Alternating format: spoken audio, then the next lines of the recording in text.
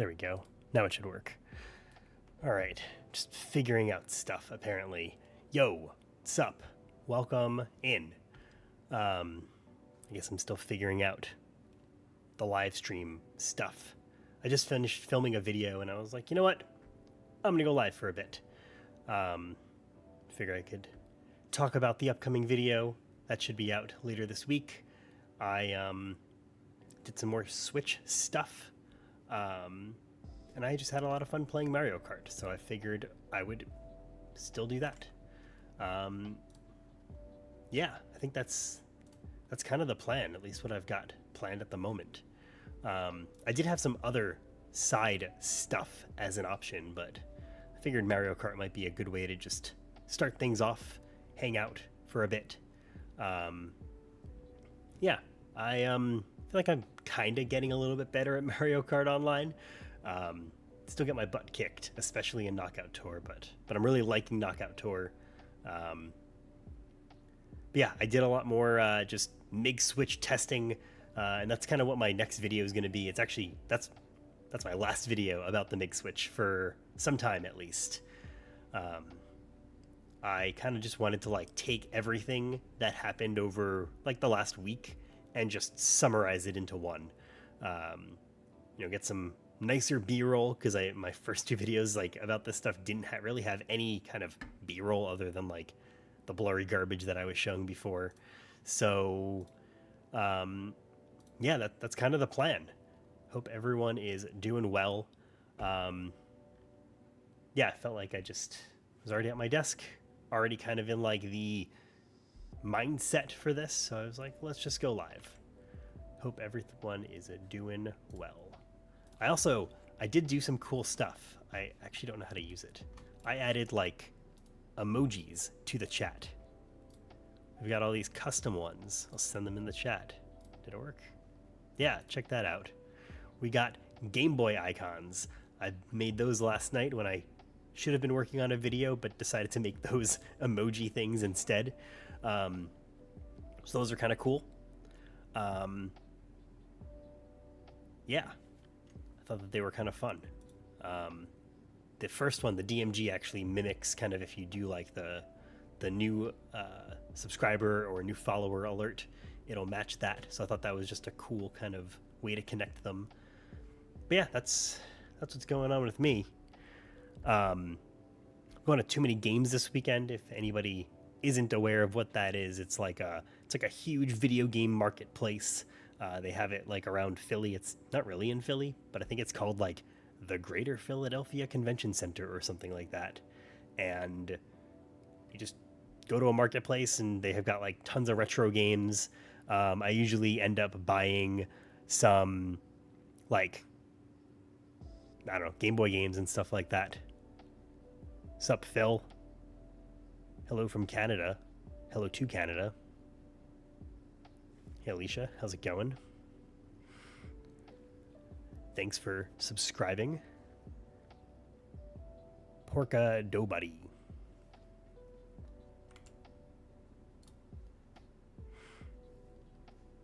Oh, Alicia, you're in YouTube today instead of Twitch. Very cool.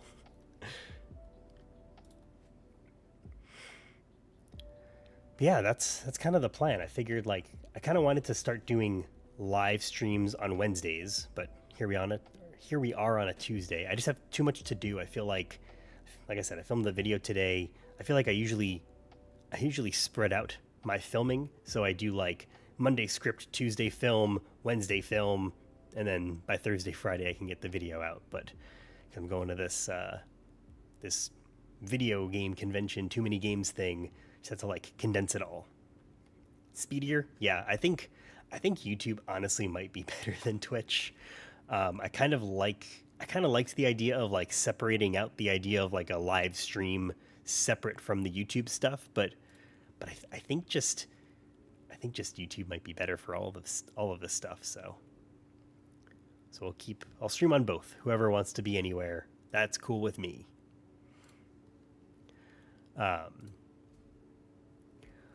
What game should you buy next aside from digital Mario Kart? Well, funny you should say, because my next video, I ended up I wasn't originally planning to do this, but I did it anyway, and it's actually the thumbnail for the YouTube live stream. I ended up buying a ton of physical games. I even bought a physical Mario Kart World. Where is that? This one. This one. This one. So I mean, you know what? I actually was playing a lot today. So spoiler for the video. I bought this Puyo Puyo Tetris 2S. Because it's a game key card, and I wanted to like definitively say if game key cards will work on a banned Switch. Spoiler, they don't. But then I was like, you know what? I bought this game and I opened it. I might as well like play it. So I've actually been playing it, kind of in between meetings. Don't tell anyone. But it's okay. I kind of like the Tetris stuff better than the Puyo Puyo stuff.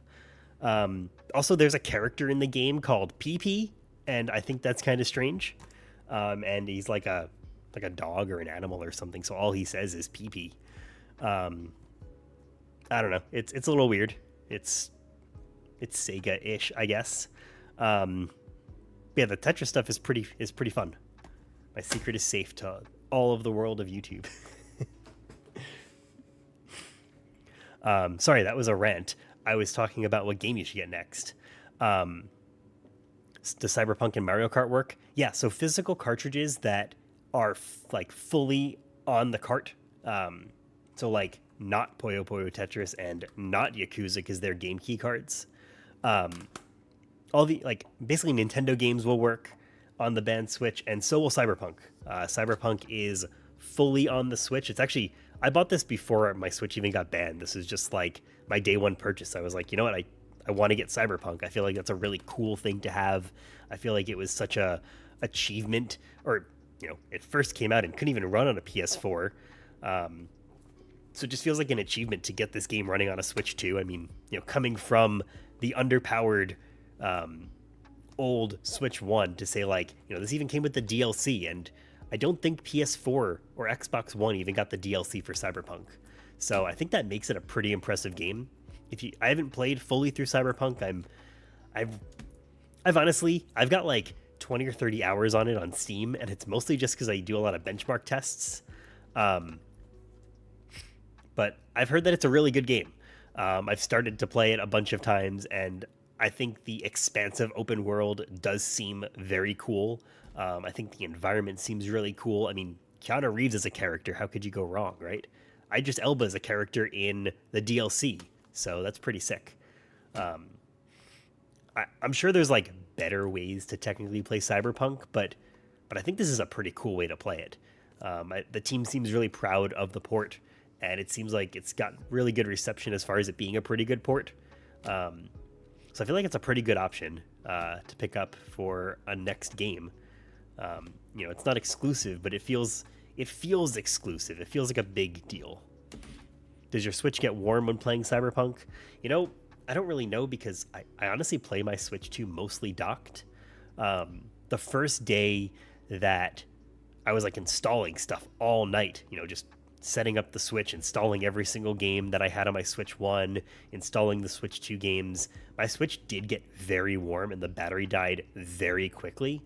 But after that, I haven't really noticed anything that's like problematic or anything like that. I'm sure it's going to get warmer than the Switch 1. I mean, it's got much beefier fans on it. Like the cooling on it is pretty intense, you know, relatively. If it ever focuses. I think my Switch 1 is down here too. Like if you stack them, you know, like the Switch 1, like it's got this, you know, it's got ventilation, but this is much bigger ventilation. You can definitely hear the fan go when you're playing games. So I wouldn't say it's like a concern about how warm it gets, but it's definitely going to get warmer than the Switch 1 for sure.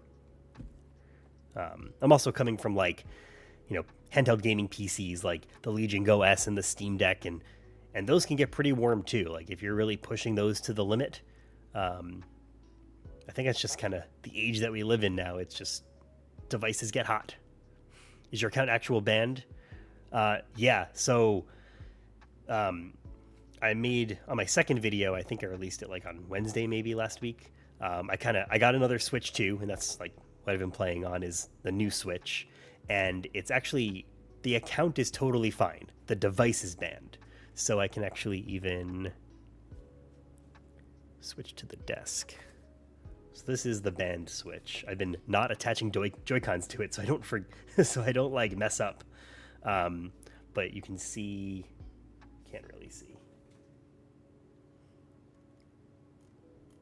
There we go. So if I try to log in,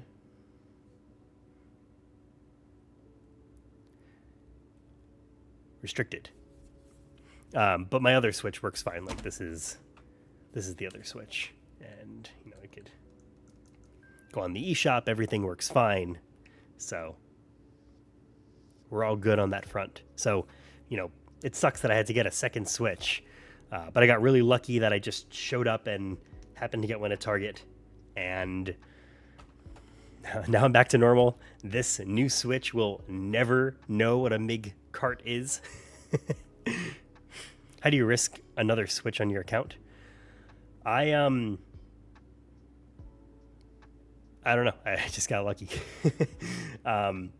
Retrospectively, it was not a great idea to use my actual Switch account when I tried the MIG Switch, but it turns out it doesn't matter because the device was going to get banned no matter what. So I could have started out not using my account and then switched over, but it didn't matter. When I did try the MIG Switch on the Switch 1, that was over a year ago now. I have a few other Switch Lites that I have modded, and I don't really care about too much because they're just kind of I bought them used, I fixed them up, I got them pretty cheap. And those I did use the MIG Switch on different accounts just in case.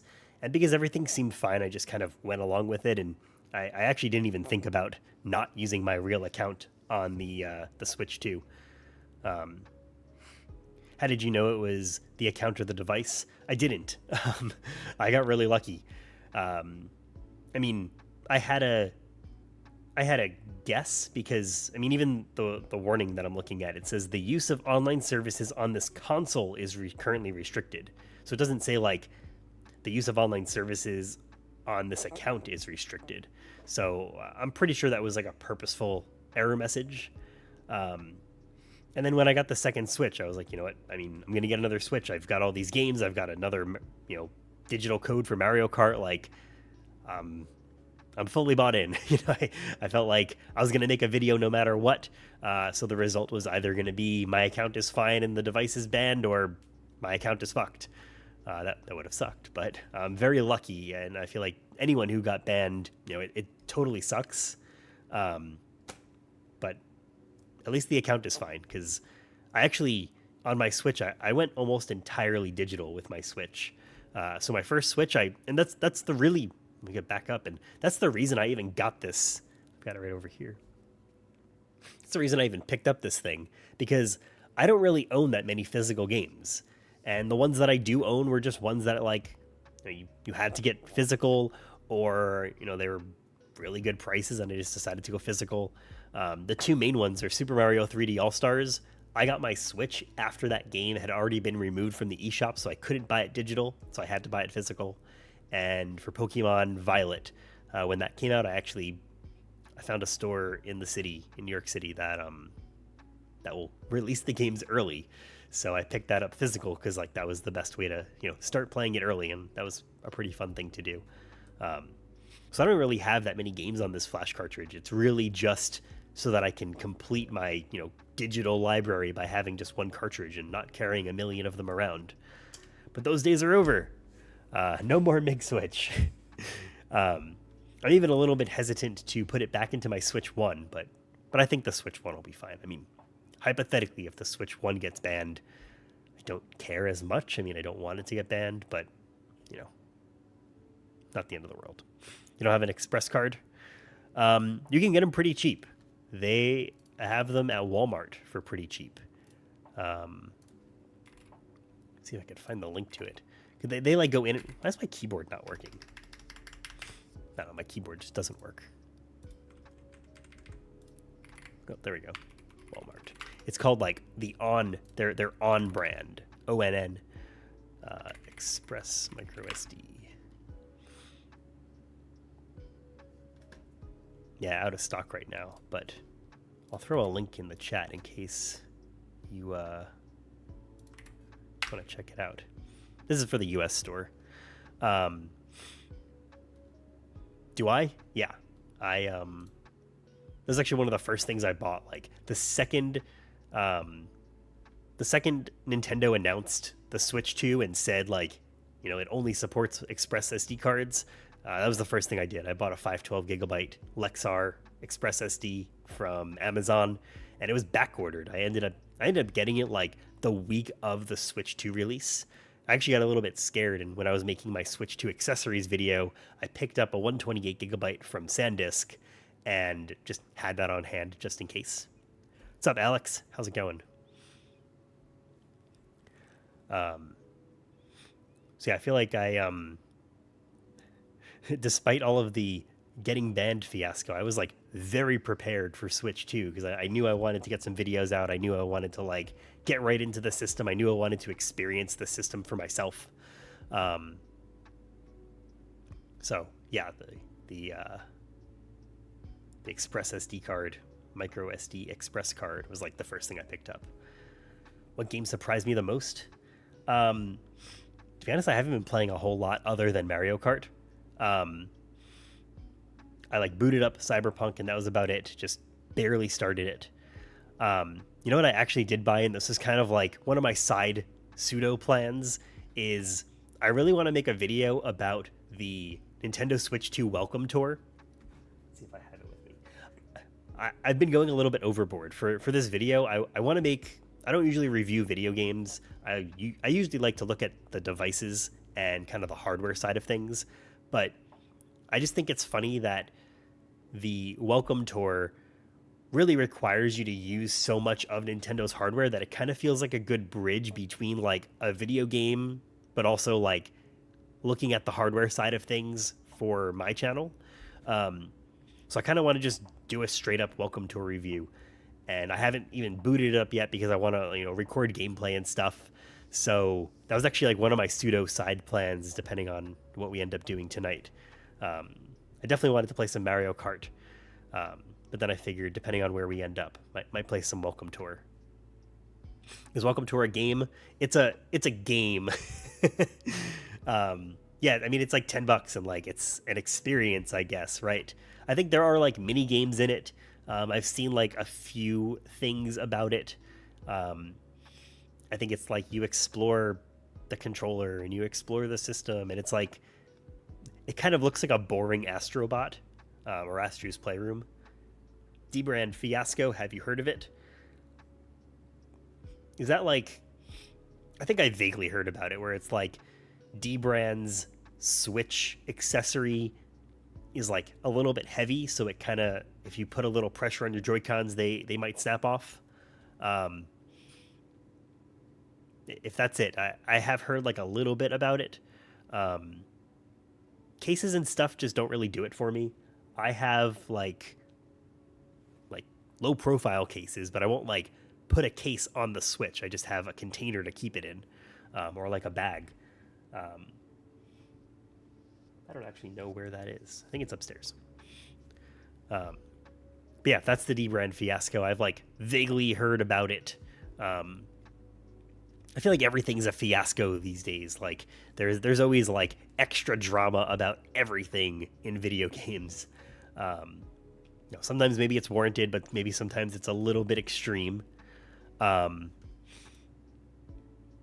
I mean, I feel like my impression is that Dbrand is a brand that will stand by their products.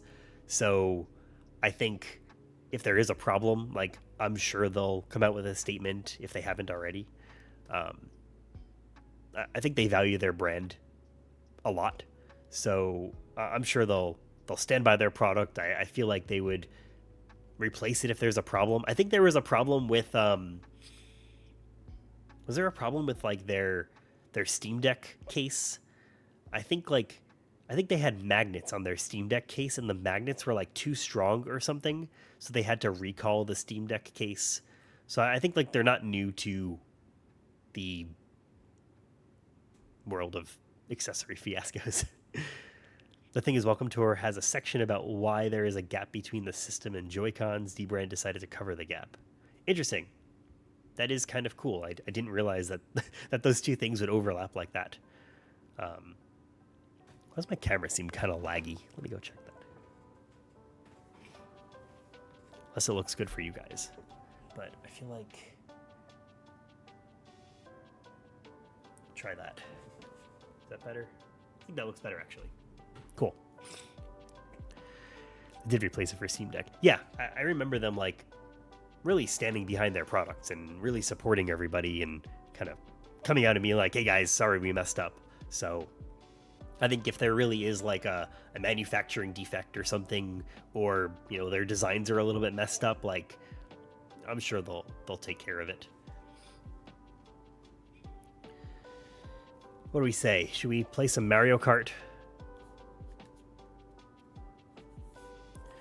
I don't know if you guys have the Switch 2 Pro controller, and like, I know that it's nuts that it's like an $80 controller, but this is just the smoothest, most comfortable controller I think I might have ever used. Like, what's going on here? No, we're looking at the Switch before. Like, I just feel like this this controller is just very well made. Like, it's funny that lots of controllers, like, they go like, you know, super grippy and they have like a lot of like material that like feels like grippy on it. But it's interesting that Nintendo just decided to go with a totally smooth controller. And it feels really good. I mean, it's funny that I don't think these are Hall sensing analog sticks, but they are the most comfortable analog sticks I've really ever used. And I won't lie, I'm usually somebody that prefers a OEM controller. Like, I love the PlayStation 5 controller. I like the Xbox controller just fine, but I don't know. I kind of just want to use this for everything now. But I guess that's not totally true. This is my PC controller, I guess. I use the 8-bit Do Ultimate. This controller I like a lot. Mostly because I really like the dock for it. I like that it just, when you're done with it, you throw it in a dock. What's up, Caleb? Dbrand is such a good company. They value everything. All controllers are expensive now. It's insane. Yeah, really. I mean, it is crazy how expensive controllers are. I mean, it validates these 8-bit Do controllers because these are really reasonably priced. And they work extremely well. I love the dock that it comes with. It's 8-bit Do like supports it. They do firmware updates for it. You can go into systems and like, you know, remap stuff. I think that's awesome. What's up, Lady Grima and Lee? How's it going? Thought the new one was black and white. It's mostly black. Let's see. Chat and desk. The only area that's like white, which it's like an off-white. Like, it's not a perfect white. I actually feel like the box makes it look like perfectly white, but it is like an off-white. It's kind of more even gray, actually. We have like could like compare like a white barcode against this, and you can kind of see like it's a little bit off, but I think the design for this is really nice. I like the gray accents. I like that they didn't go with like a red and blue accent like on the Joy-Cons. Yeah, I think this is just a really sleek controller, really well made. Does the Pro controller have any snapback issues? What do you mean by snapback? Like on the analog sticks? Because the analog sticks are very, very smooth. They feel really good. First Pro controller is cheap now.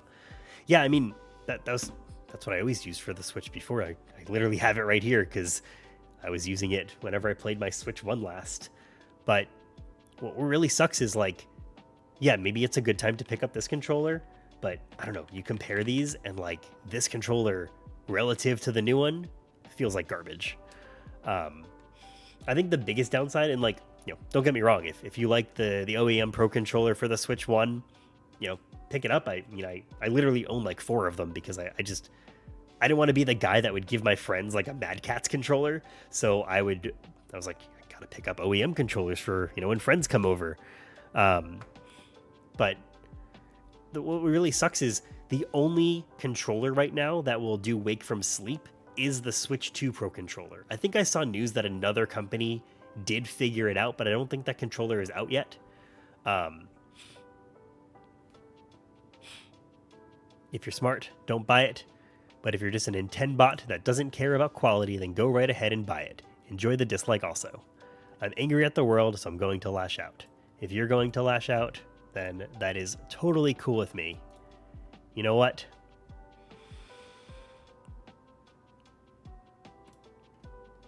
See you in 5 minutes.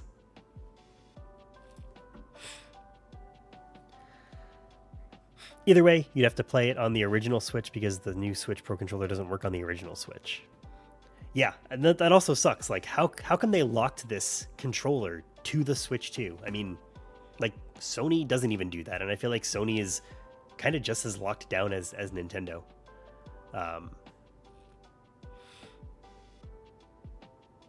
They also make keyboards too, right? Yeah, 8-Bit Do makes that really nice keyboard. Actually, I'll go grab it. I really like their arcade stick. Where is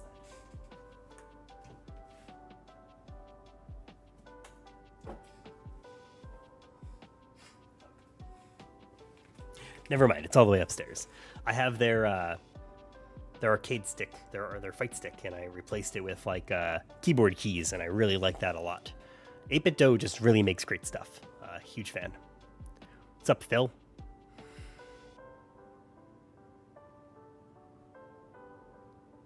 He was acting like I was saying a whole load full of words.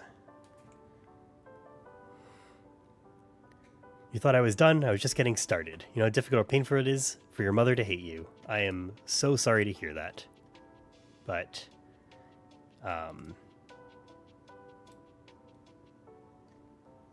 see you in 5 minutes if you change your mind.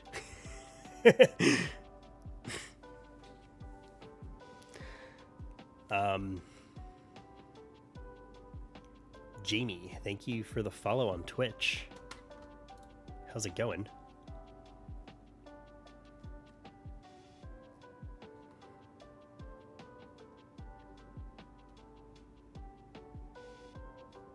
I missed this. I survived Switch 1 without a Pro Controller. Thoughts? I think that's totally reasonable.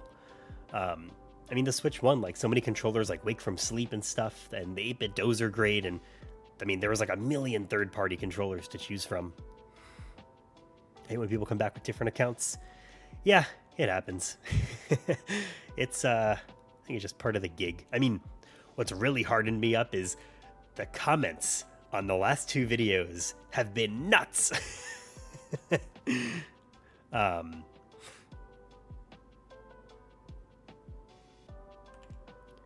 Man, what is going on? How many YouTube accounts do you got, man?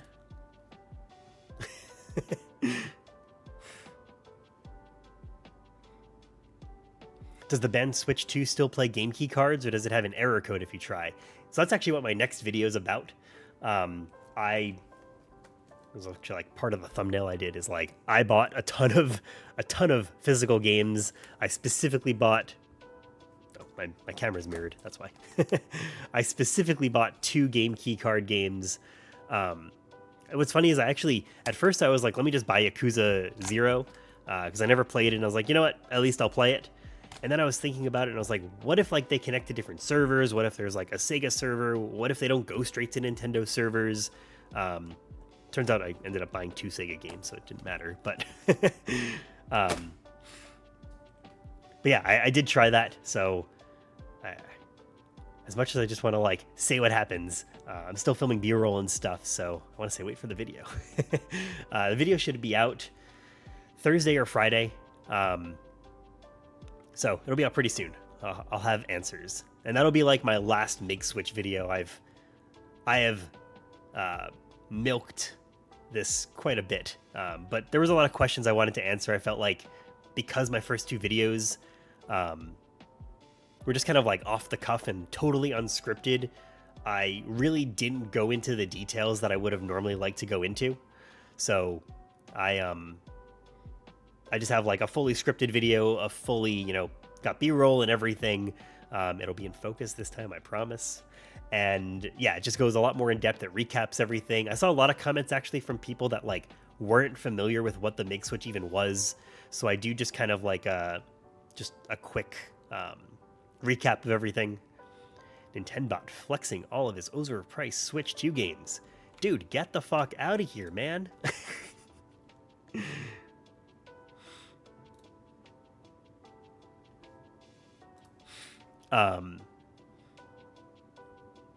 Let's see. Where did I leave off? Even though I bought the bundle, I might still get a physical copy of Mario Kart World. I'm curious why. Like, honestly, if I wasn't making a video about kind of the state of what things are when you're banned, I don't think I honestly would have bought any. I wouldn't have bought any physical games. I really think that for my Switch, like, I'm all digital. Dude, how many YouTube accounts do you got? This is nuts.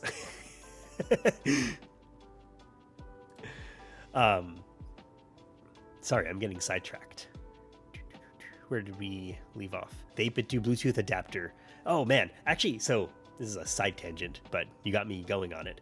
My first exposure to the 8-bit do was actually their Bluetooth adapter, because they made an adapter that specifically worked with the PlayStation Classic when that came out. That was like a really fun, like little, not exactly a Raspberry Pi, but essentially a Raspberry Pi that was just easy to hack. And that was a really awesome console. Like, granted, the release of it was not very good, but that was my first exposure to 8-bit do, because after I hacked it and everything and like got the custom games installed in RetroArch, I ended up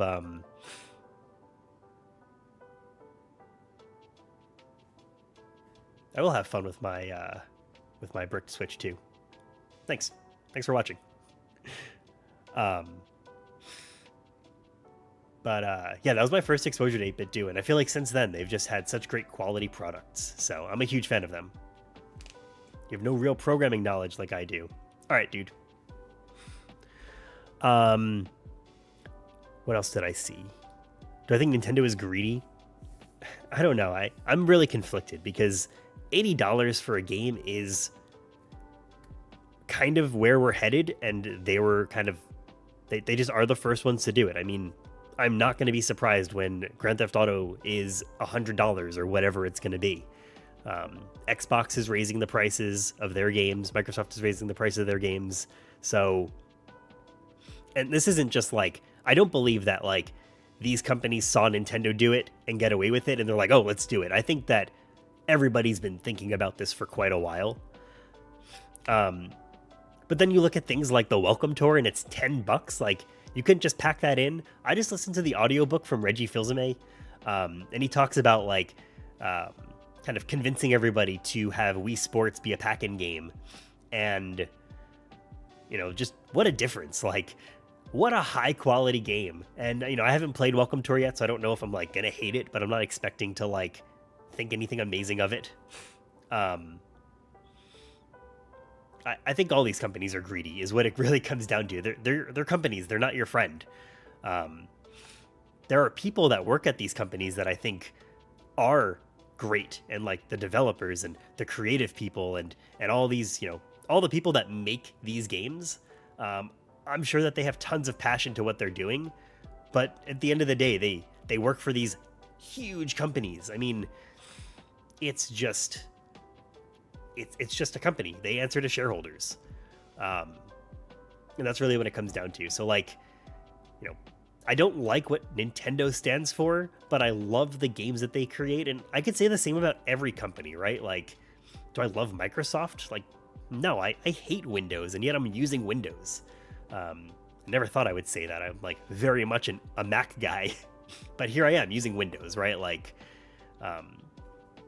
Xbox Studios has great games, and so does Sony and all these other companies. But at the end of the day, they're answering to, their shareholders. So I don't know. It's a difficult conversation because, like, yeah, all these game companies are greedy.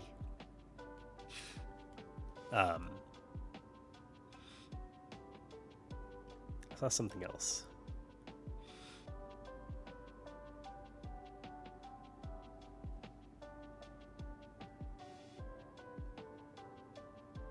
Where did I leave off? Do I think games will be like $200 in the future? Yeah, I mean, look at inflation and stuff. Like, everything is going up in price. I mean, if you look back on, I wonder if I could find it. There's like, you could find like old scans of like advertisements and from like circulars from like Circuit City or Toys R Us or whatever, and games in like the 90s were really expensive. My keyboard isn't working again, which sucks because I love this keyboard. I don't know what's going on. Whatever. Linux is the best objectively. I feel like when compared to Windows, I'm really liking I'm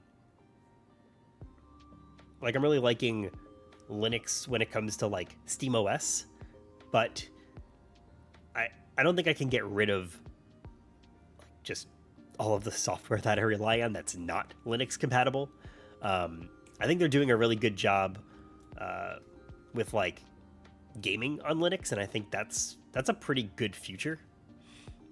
But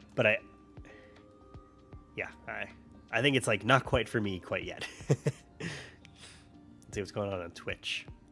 The Stranger, did you buy another Switch too? I did, and I got lucky. I last week, it's actually the video I made last week.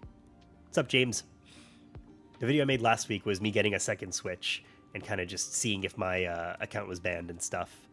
Man, what's up with YouTube today?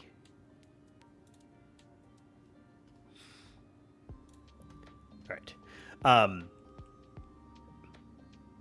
Yeah, so I got a second Switch, so my account isn't banned. That's actually kind of part of what my plan was today after we chat a bit, was to play some games. This is not a Nintendo game. Shut up, James. I'm chatting.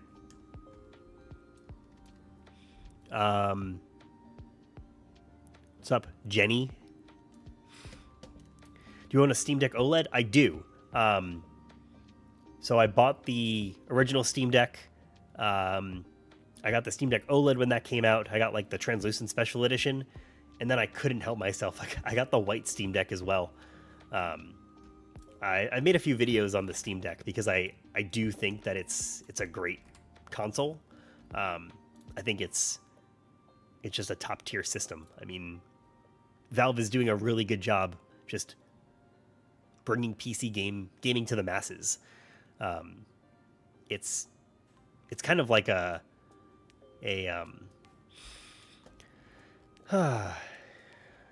man, sorry, I'm getting distracted by all these people.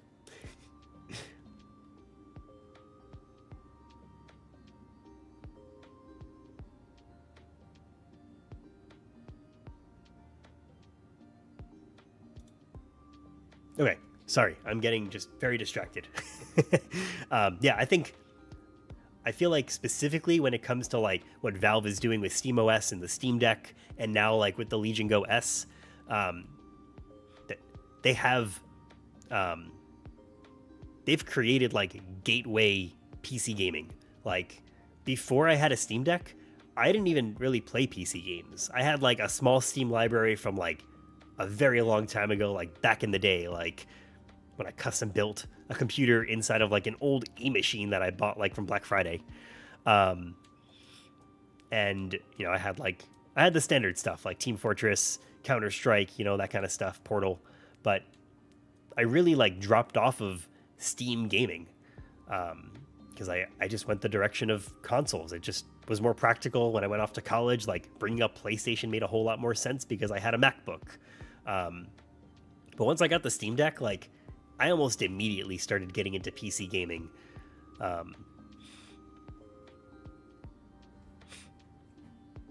So yeah, I'm really liking where Linux is going because of what Valve is doing, because of, you know, what the community is doing. I mean, look at what they're doing with like Proton and stuff. So I think that's pretty awesome. Brother, you got over 3 Steam Decks? No, I just have 3 Steam Decks. Not more than 3, just 3.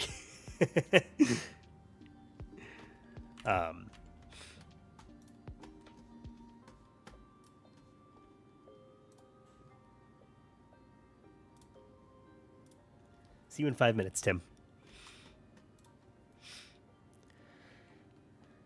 Don't judge me, James. All right. I think that's enough chatting. I mean, well, let's keep chatting, but let's play some games. Hope it works. It was working before. There we go. Gonna move some stuff around.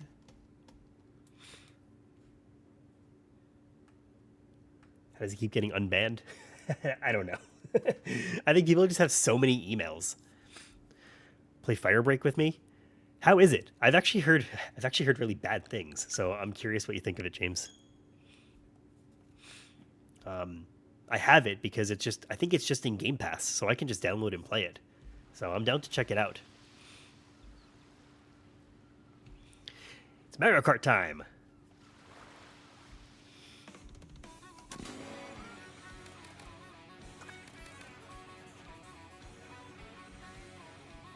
Also, I will say that I haven't been banning anybody. I've just been timing people out. You know, just see if, you know.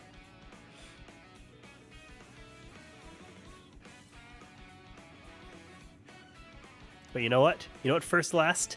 You get to be the first person. This is honorary. You get to be the first person I ban. How do we do it, actually? I'll just remove you.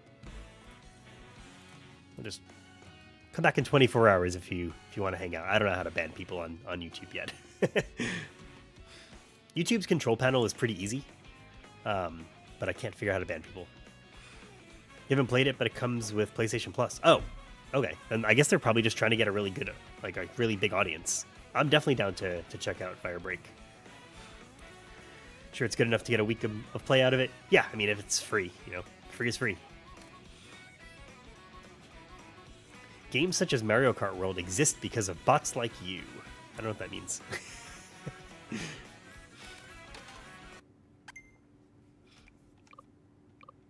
Oh, I don't want to play 2 players. Oh, wait. I want to play multiplayer. Online. All right. Also, let me know if, like, the sound is good, if you need to turn anything up or down. All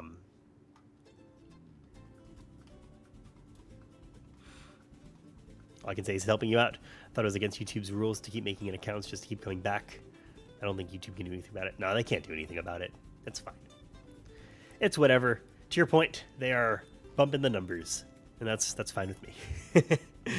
I will, however, everyone's been calling me a Nintendo shill, but I'm going to shill my emojis because I'm really proud of them. I made them last night when I was supposed to be working on a video. I thought they came out pretty cool. Got a bunch of Game Boys. Twitch doesn't have them, though, because I'm not an affiliate yet, so...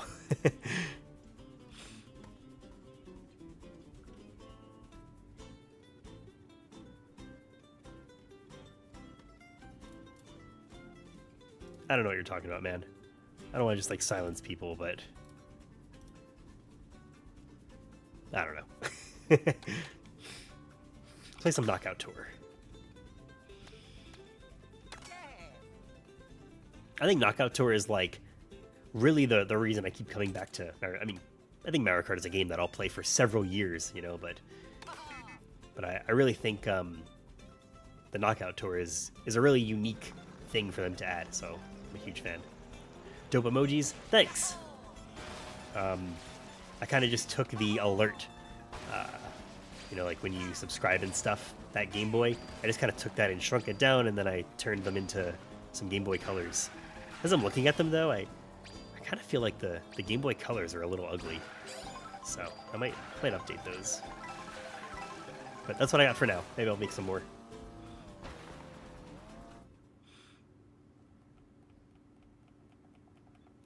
So if I ask you what a MIG switch is, you're going to tell me that you don't know what I'm talking about.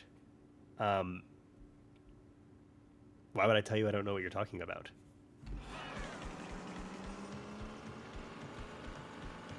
It's right here. Of course I know what the big Switch is. Is it ever going in my Switch 2 ever again? No. But of course I know what it is. And I still think that there's a valid reason for it to exist. And the way I was using it, I think, is totally justified. I think the fact that Nintendo can delist their products, and I mean, that's one of the main reasons I was using Big Switch, is because I couldn't get Super Mario 3D World, Super Mario 3D All-Stars digitally, and that sucks. Like, my entire Switch collection is digital, except that game and a few others, but... Oh.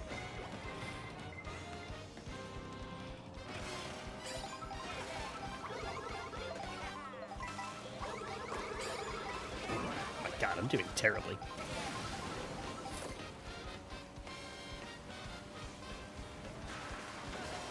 If you're rich, why is your stream set up in so low quality and not minimum 4K?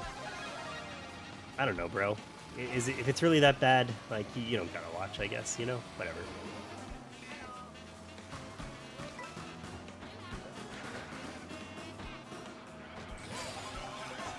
I probably could up the quality, actually.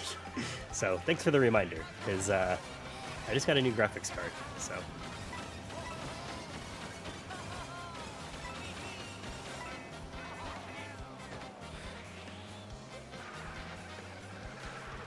Bro, will you just chill?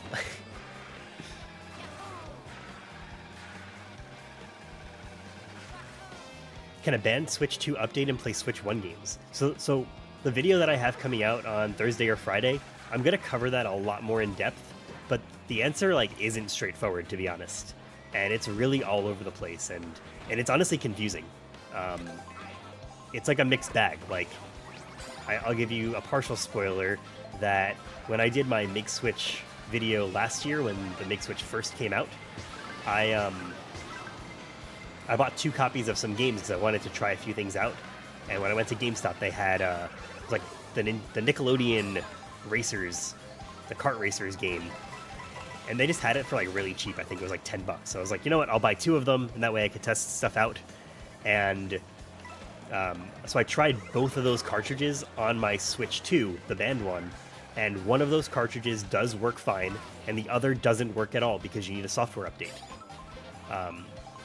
I mean, it's the only duplicate game that I have that I was able to try that on, but I feel like that's pretty telling that the version of your cartridge probably matters a lot, and yeah, like if you have like, I mean, this is just a guess. I don't know for sure. I don't know if there's a way to like check the date of the manufacturing of a game. But like if you have an early version of, let's say, Breath of the Wild, there's a chance that that game won't even work. It'll just be the Switch 1 version if it does work, but there's a chance that it won't work. So it's kind of weird.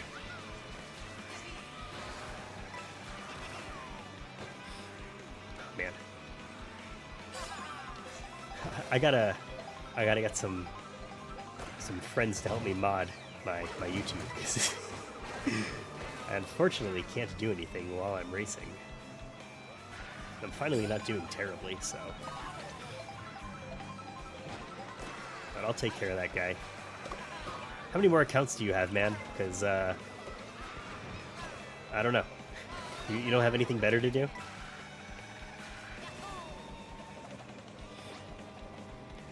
Like, I think maybe you're like the secret closet Nintendo lover, you know? Like, if you didn't like Nintendo so much, you wouldn't be here. So I don't know what to tell you. Do I think Donkey Kong will work on the banned Switch? I think I didn't make it. Well, it's perfect because I can ban this guy. See ya.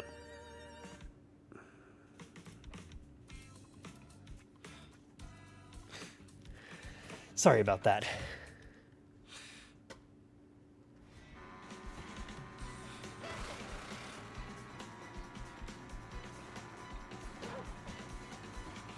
Yeah, man, I mean, I don't know if when I time somebody out, they can still hear, but the whole point of things is that I'm not, like, banning people from my chat and timing them out because I don't like what they're saying. It's because they're being rude.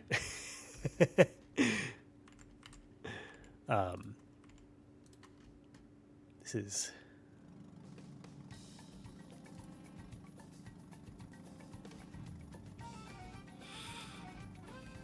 To be fair, when that guy first started coming into chat, I did only time him out for like 15 minutes or something just to like see if they'd calm down. But now I'm doing 24-hour things, and I'm also doing I don't know. There's an option in the YouTube to like. Honestly, there's no like tooltip over it, so I'm not really sure what it does. It's just like a circle with a minus sign in it. So I'm assuming that's banned. So we'll see. I have some games like the MIG dumper can't dump like Xenoblade Chronicles 3. Interesting. All my games I was able to dump perfectly fine. I feel like the dumper itself has been like somewhat unreliable on Windows for me. It works really well and worked perfectly fine on Mac, but on Windows it's a little bit funky.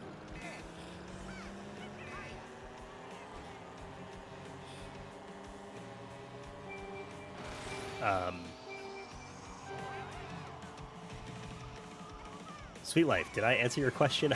I feel like I got very sidetracked just by things happening.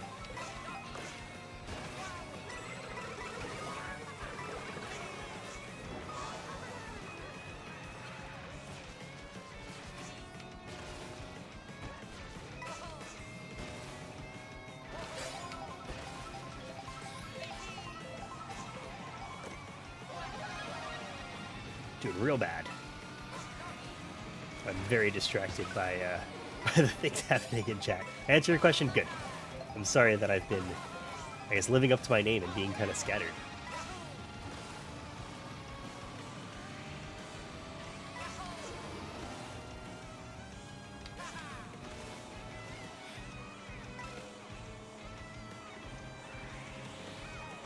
Alright, so infinite recursion. I've got a question for you. You said you bought 2 copies of Xenoblade. Did you feel like it was fine to trade in the first copy because you didn't dump it then? Or did you keep both?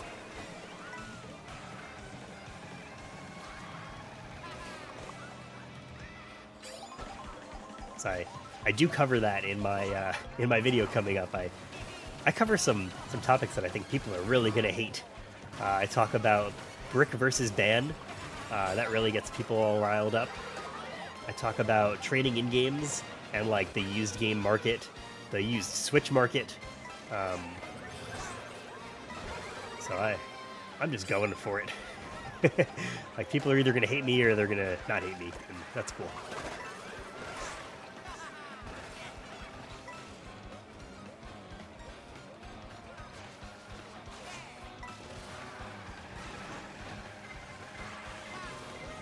I said it earlier, but I'm not sure how many people were here. I'm actually going to a video game convention this weekend. It's called Too Many Games in Philly. So if anybody's going to be there, I'll be hanging out there all weekend. Look at all these coins. Oh my god.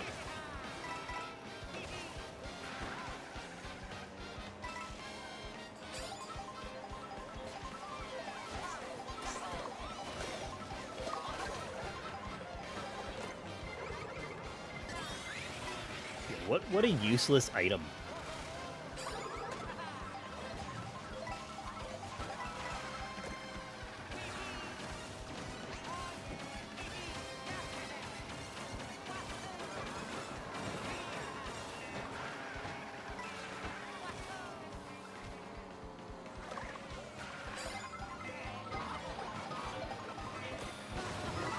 Oh my god.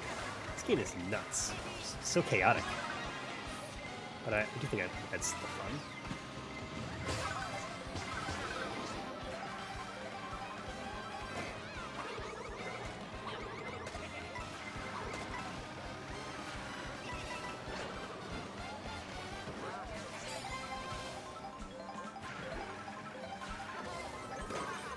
You know, one problem actually with this game is because I play a lot of the Knockout Tour, I never know like which levels I'm playing.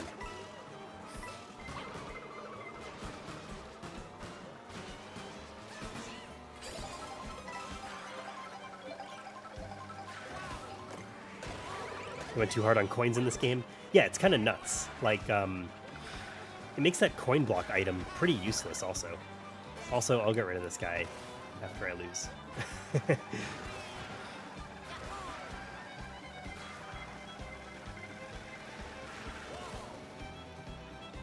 You kept both copies of Xenoblade. The one that won't dump is a North America version, and the second copy is PAL. Interesting. I didn't think there was any like actual difference in a PAL game other than just like it's got a different rating on it and stuff. I think my my copy of Let's Go Pikachu is, I think it's PAL. It's definitely not from the US. And it's got a different rating system than the ESRB. But it seems like it's the exact same, version of the game and everything. Like, even is there a language selection in that game? I can't remember. But I feel like even the language selection is, like, US English as, like, the default. Oh, I remember what I was talking about before. Somebody asked if I think that the Donkey Kong game will require a day one patch. I don't think I, like, fully talked about that. I think Nintendo is going to stick to games are fully complete and they're fully on the cartridge.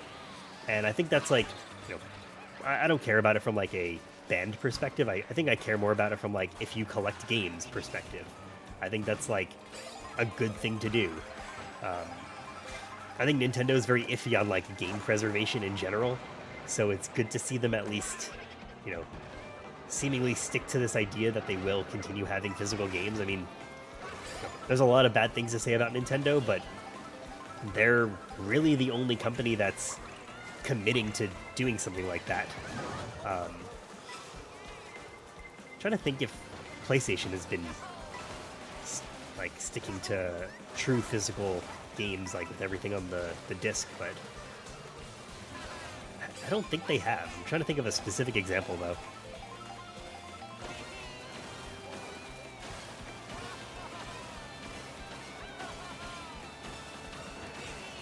I mean, Microsoft is definitely not. I mean, they're also weird. They seemingly care about like backwards compatibility. They did a great job with like the Xbox One and Series X with the Xbox and Xbox 360 backwards compatibility. But then after that, like they're seemingly just not releasing any physical anything sometimes. What's the new game they're releasing physically on PlayStation, but not on their own system? I'm blanking on what that is, but I was really surprised to see that.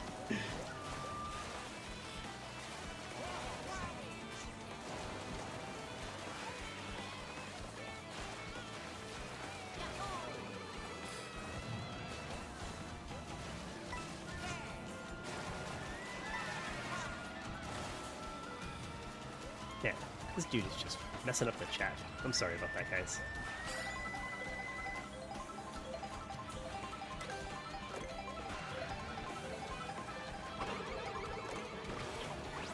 Whoa, this is the first time I've ever gotten 3 food things from that.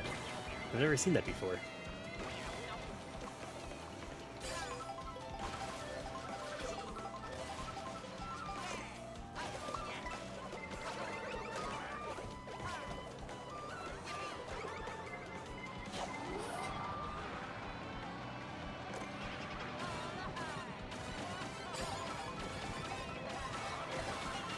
Turnaround in this game is crazy.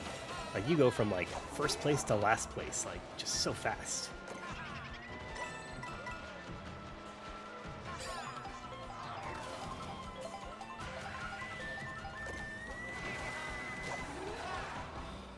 Also, the items that you get like really don't match. Oh man, nope, not gonna make it. No, so close. All right, dude, what are you? T72, get the fuck out of here. What's with this guy on YouTube? I don't know. When did you say you were rich and special that he's so upset? I didn't. I think everyone's mad that I was able to get a second Switch. Shay, what's up? Over on Twitch. All right, guys. I'm sorry about that. I think I figured out the ban button, so we'll see.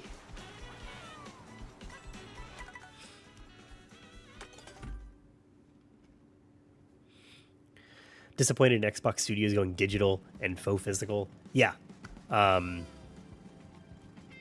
that's what I wanted to look up. What was the game that Xbox... My keyboard isn't working. Look it up on my phone. Xbox game, PS physical release only. Outer Worlds 2. No, sorry. Gears of War Reloaded. That's the one. I thought that was a very strange decision. Like, Gears of War is just Xbox. Like, that is Xbox, you know? Like, Halo and Gears of War, like, those are Xbox. And the fact that I think they're not even going to have a physical release at all is kind of crazy. So, I don't know. It's very weird. Dude, I thought I banned you.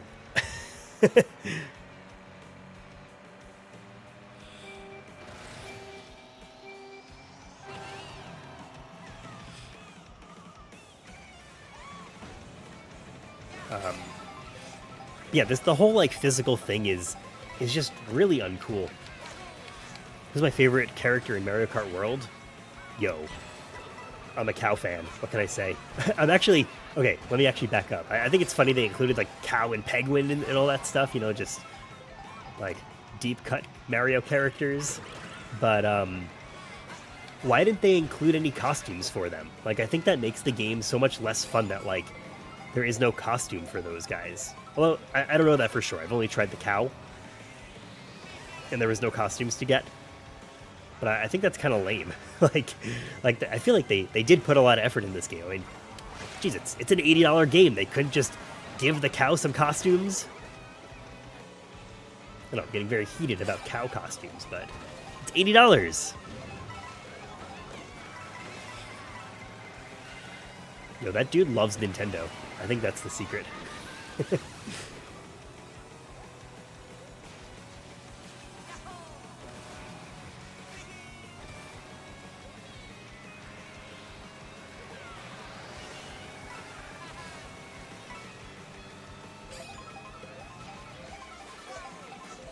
Like, not that I need to, like, defend myself, but, like, it is funny that a lot of people have been saying, like, oh, you're just a Nintendo shill, and, dude, what a fanboy for Nintendo. But, like, I don't know. I'm, like, emulating their shit all the time. Like, I can like their games and not agree with the company. I think that's totally cool.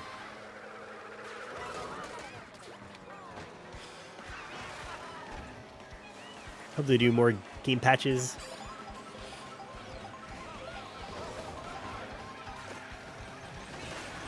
Yeah, I feel like the game patches have also been like a little bit weird, although they've also been weird on the like the PlayStation side as well.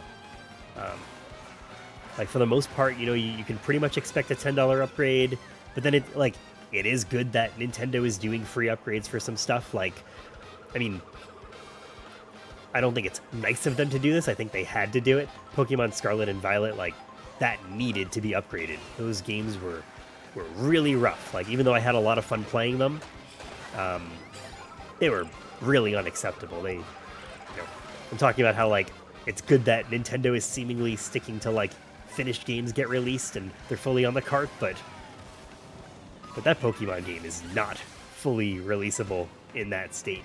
And it never became fully releasable. Which, I feel like, I mean, there's like so much talk about like a Switch Pro at some point and stuff. I don't think that Scarlet and Violet was supposed to be on the Switch 1. I think that was supposed to be a Switch 2 game or Switch Pro game or whatever, and because they didn't end up going that path or they needed more time or whatever it was, it just kind of became that.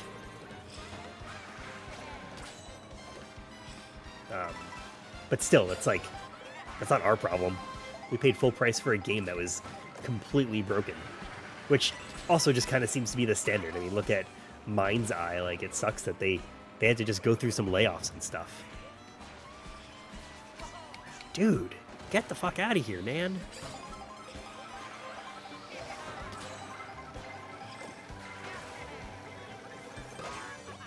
I just don't know how to ban people in YouTube.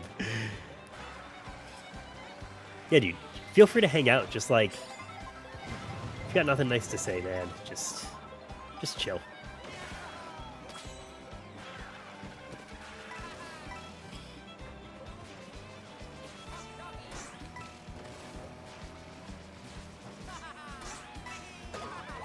I don't care if you say mean shit or whatever, just like, don't be mean to people in chat.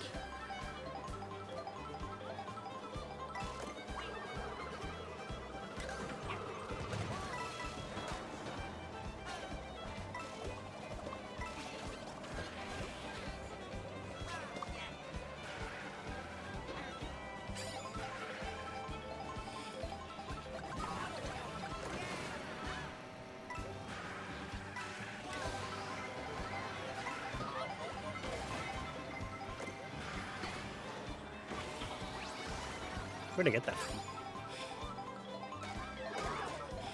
Oh yeah, back to my favorite character. I don't really have a good answer. I mean, I really want to like unlock all the character alts or costumes or whatever. I think, does Donkey Kong only have one costume also? I imagine that when the Donkey Kong game comes out, they'll release like some Mario Kart costumes or something alongside it. Yo, just running everyone over.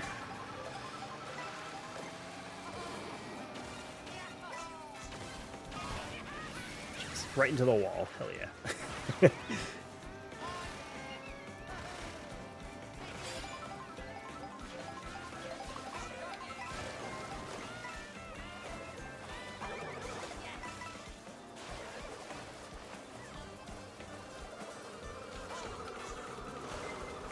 Imagine if Nintendo waited and made Pokemon Scarlet and Violet for as a launch game for Switch 2.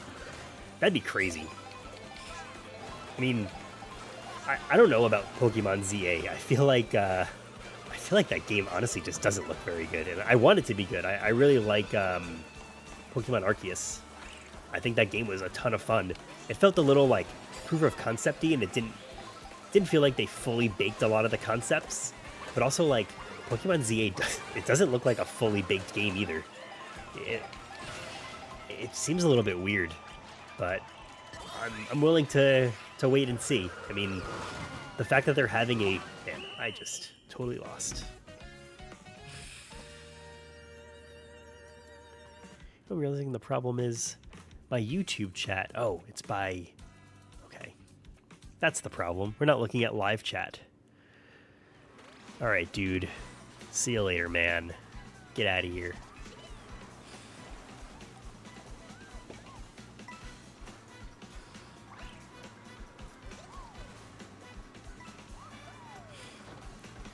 Welcome, Quillpig.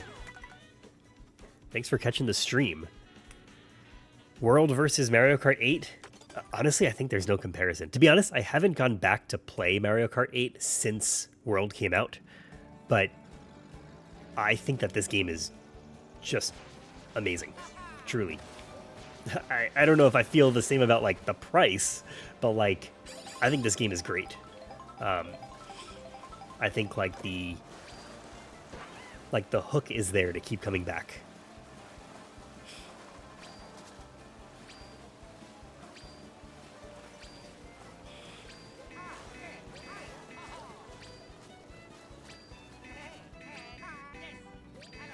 Calling Nintendo fans shills is like saying anyone that buys an iPhone or Apple shills just because you use an iPhone. Yeah, totally.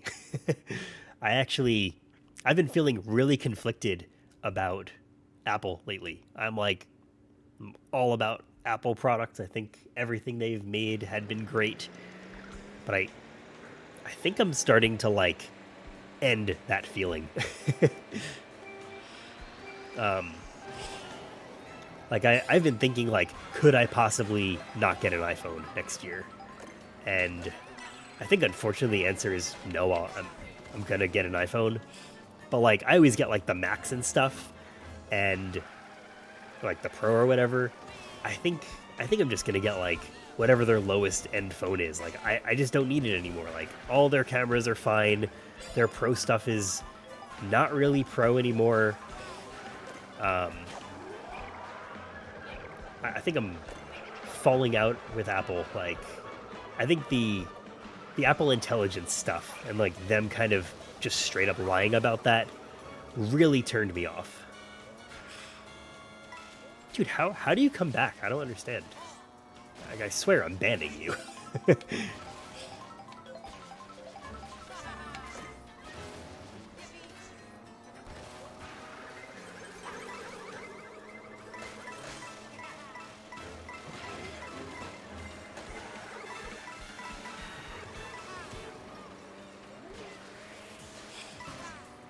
The worst console that Nintendo made was the Virtual Boy. Yeah. I've never tried one, but I do want to try one day. I think it would just be a fun experience. Like, oh god. Man, I don't know how you're doing it. How are you doing this?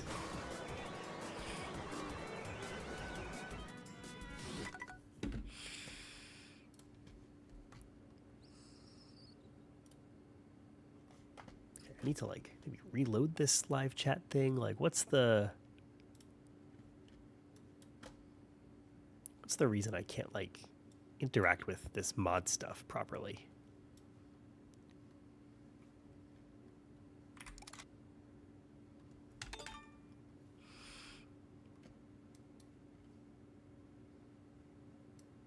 Sorry for just like straight up dead air. Here, let's switch to this so you guys at least get some music. Only because this like seemingly continues to be a problem that I just want to figure it out. Put it to where people that subscribe make them wait like 4 or 5 minutes. Yeah, I could do that too. I think that's not a bad idea. Timestamps, moderation activity.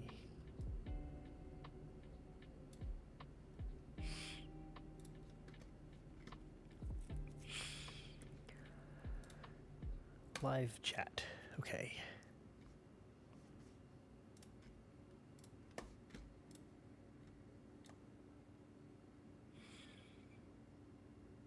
Okay. I think we'll see how that goes.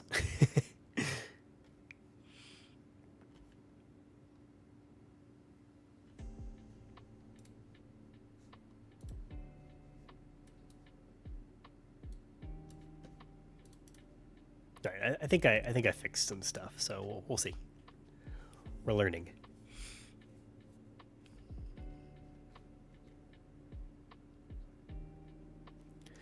We can ban him on our end too.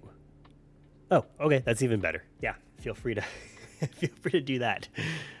Next time I stream, I'll have some people help me out and make sure things in chat go a little smoother.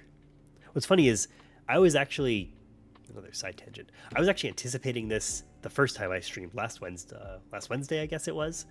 I was like, oh man, I feel like maybe trolls will show up and stuff, and everyone was like super nice and super friendly. So it's funny that like all of a sudden now I'm having all these interesting things happening. I just don't know. Let's see. If I refresh the page, I used to have a lot more control over stuff and it disappeared.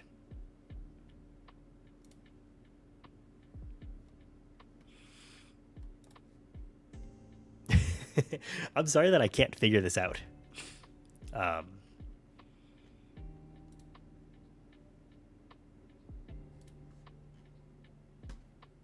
We'll see how that goes.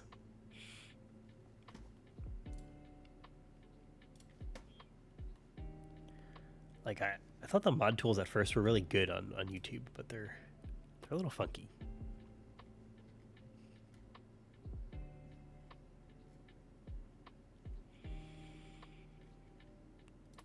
Oh my god.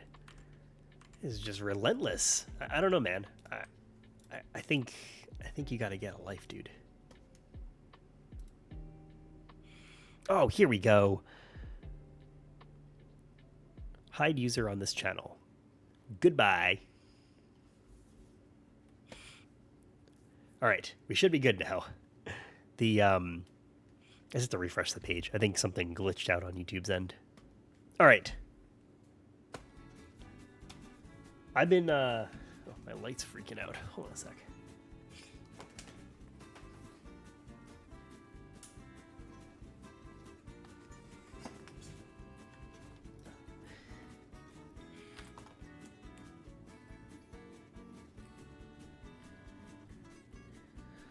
All right. I've been having fun just doing knockout tours, so I kind of want to just keep doing that. Let's see. I want to unlock more character outfits and stuff, though.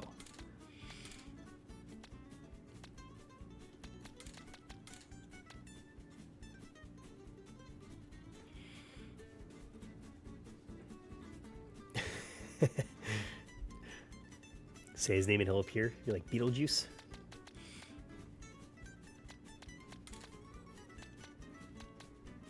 Let's see if there's any more Wario things to unlock.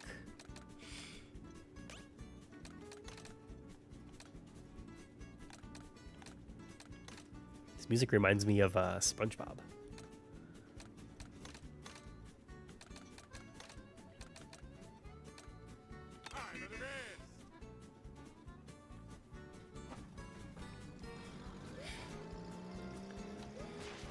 All right, I think we should be all good with the chat stuff.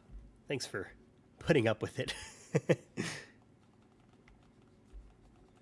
there a trick to getting the Kamek item? I haven't been able to get all the characters.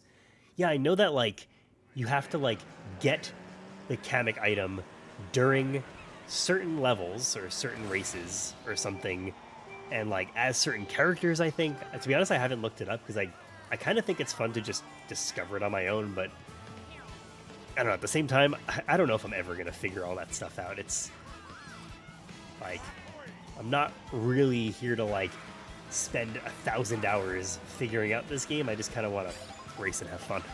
But, like, that's just me. I think it's great that, like, there are secrets in this game. I think it's fun that, like, there are things to discover. I think that's great for them to have it that way, especially. Again, this game's $80. There better be, like, a lot to come back for.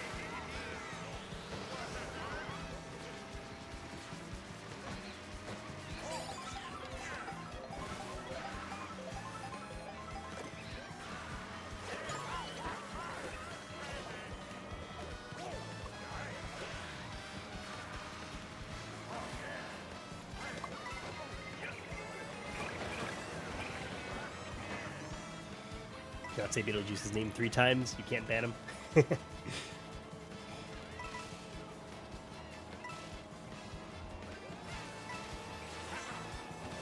I didn't actually see the new Beetlejuice movie. I kind of had no interest in it.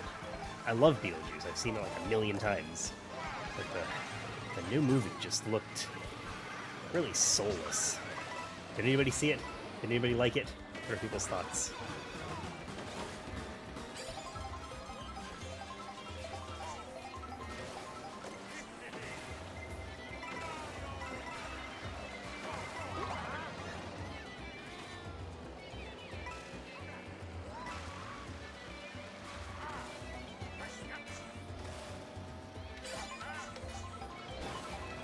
I don't know how much anybody else cares about movies, but pretty into movies. And I was seeing that new Pixar movie supposed to not be very good either, which is too bad.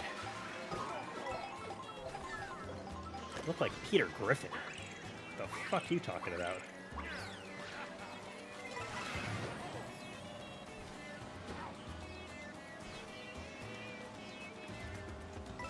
As soon as you get a car, you're going to buy a second Switch too because you want to play online.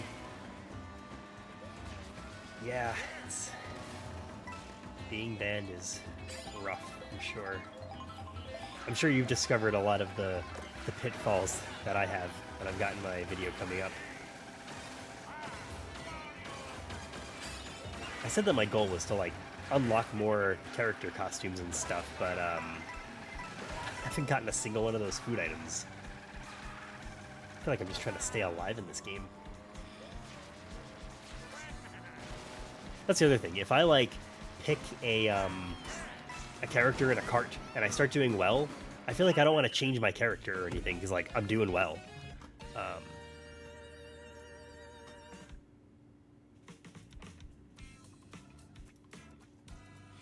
What's my favorite Pixar movie? Man, that's a good question. I always would say like The Incredibles, but I don't know. I mean, there's just so many that I really like, so it's a little hard to say. But I'm trying to think like what's really the answer. I think Up might be like the best Pixar movie. I think that one is like full of heart and just very well made and like visually looks really great. I feel like Up was like the height of Pixar. We don't need to sit and watch. We can go to the next race. What do you guys think? What are your favorite Pixar movies?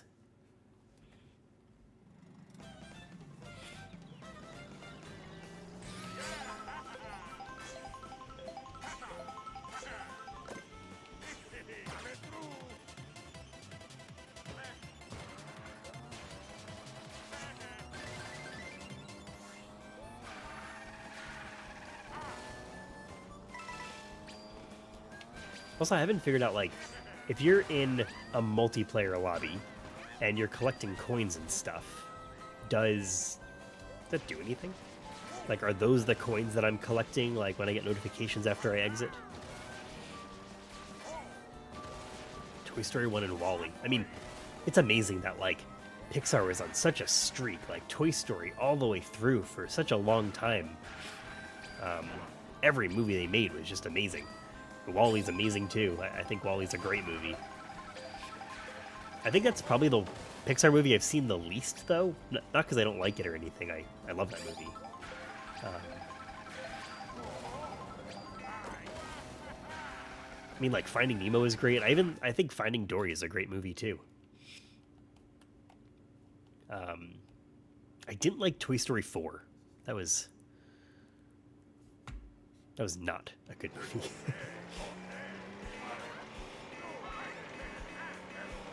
I think Pixar is in kind of like a weird place. I feel like I just to drive like 2 hours a day for work, so I listen to a lot of audiobooks. And I just listened to an audiobook from a journalist that knew Steve Jobs pretty well, or like interviewed him a lot and seemingly knew him pretty well. I think there was like some controversy about that. But, yo, a new Wario costume, hell yeah!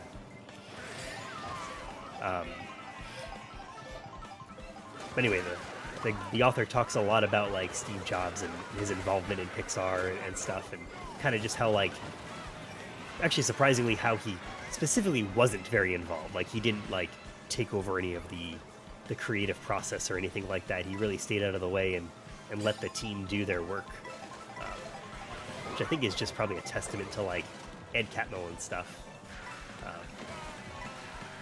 John Lasseter's not had some problems. What's up, Ted?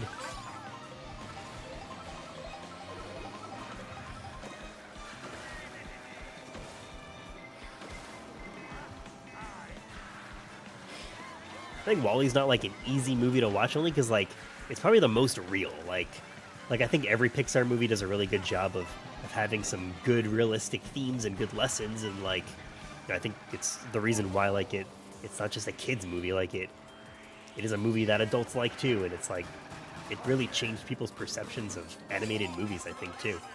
But yeah, I guess WALL-E probably deals with the most real topic, like just fucking lazy ass people destroying Earth. Like look at where we are. I'm in like the New York area, and this is like record-breaking temperatures today. It's like over 100 degrees, I think.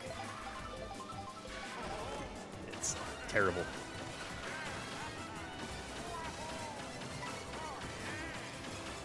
Pixar hasn't done well under Disney. Pixar's been owned by Disney for so long,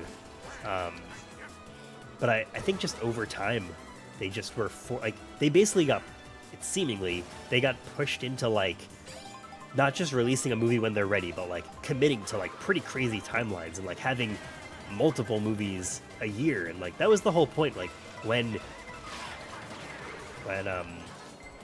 Steve Jobs and Bob Iger, like, this is just from the book that I read, when they like went through the deal of Disney buying Pixar, like the whole thing was that like Disney was not going to change their process, and obviously they did. I mean, I think I'm trying to think like what was the first movie where I was like, this Pixar movie wasn't good.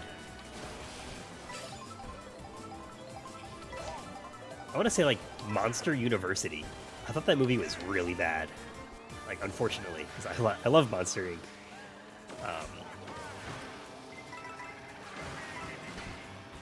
Oh, that's it for me.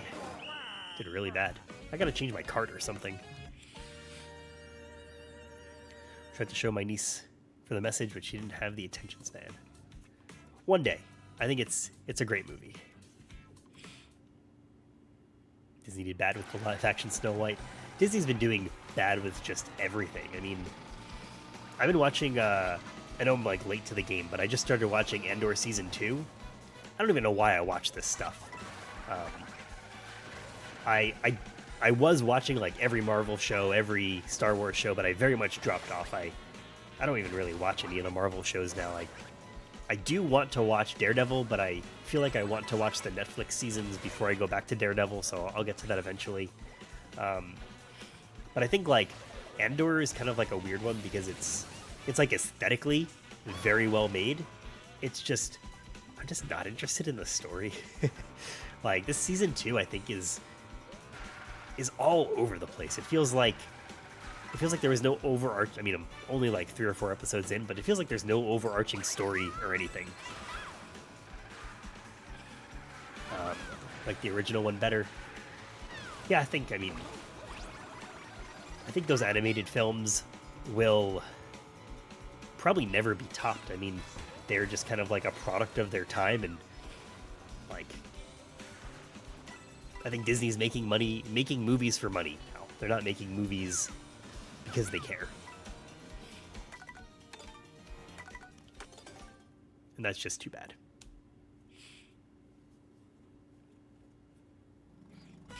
But I haven't had a chance to watch yet that I also really want to see. I hope that I can see it in like the next... hopefully before it leaves theaters. I want to see the new Wes Anderson movie.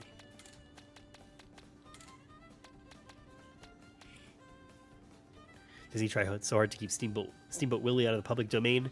Guess it didn't go so well. They don't really do anything with Steamboat Willie either. Like, I think they could have probably... I'm sure they could have figured out a way, like, make a new design or something like that. Basically ignore all the reboots. Yeah, it's kind of where we're at, I guess. Oops. It's too bad, because... I don't know. Disney's just lost it. This car seems fun. Let's try it.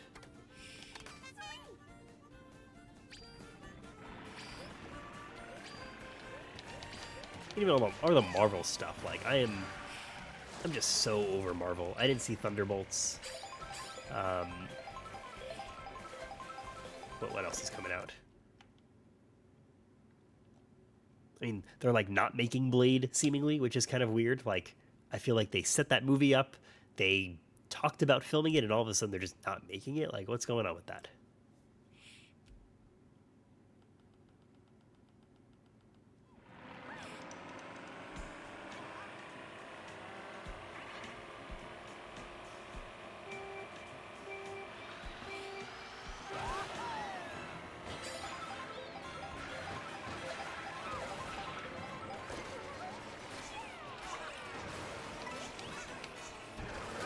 I feel like I'm gonna sneeze.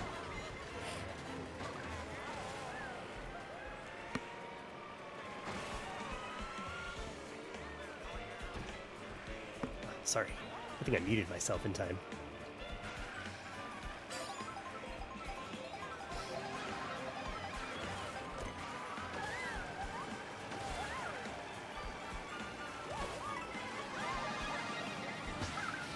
last reboot you cared about was Amazing Spider-Man.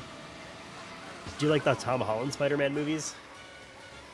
Do you like Tom Holland as Spider-Man, I guess? He's been, like, only in a few movies, but he's been in so many, like, just Marvel crossovers.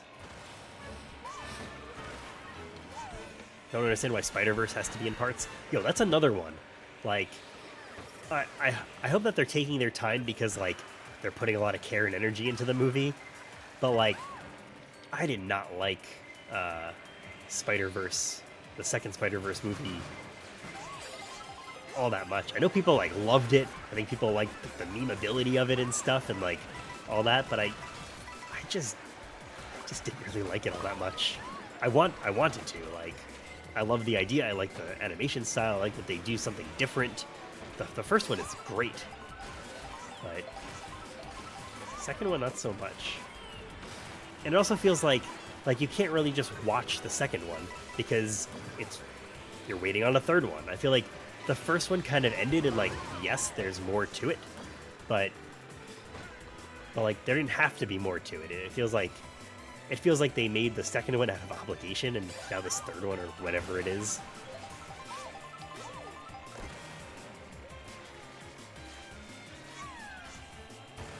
If you remember what happens in the last Spider-Verse movie. Yeah, man, that's the other problem. It's like, that movie was supposed to come out like 2 years ago, I think, right?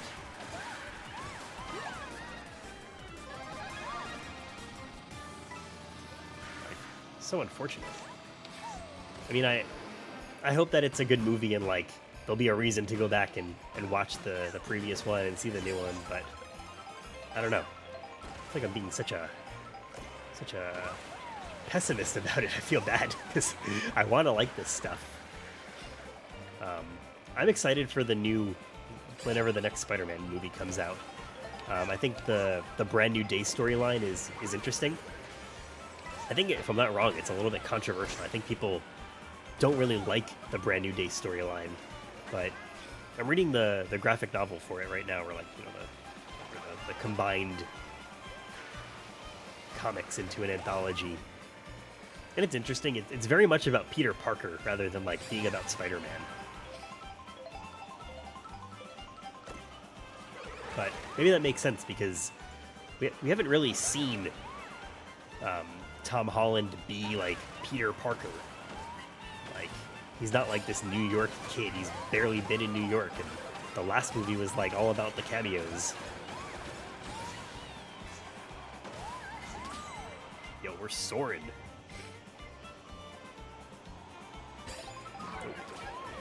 Not for long.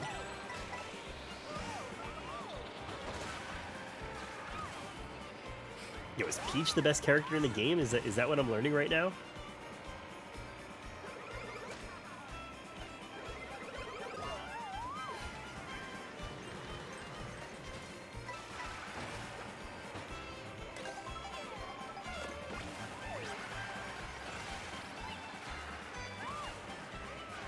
Yeah, getting some costumes, unlocking characters.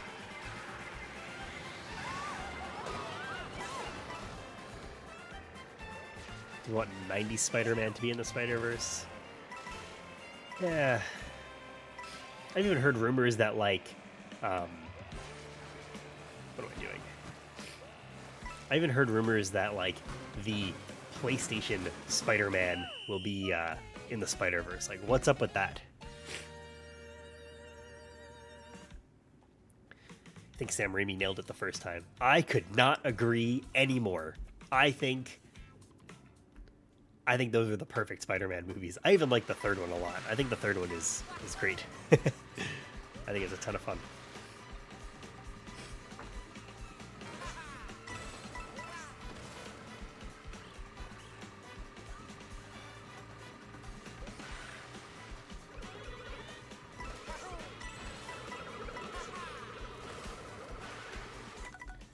Next race.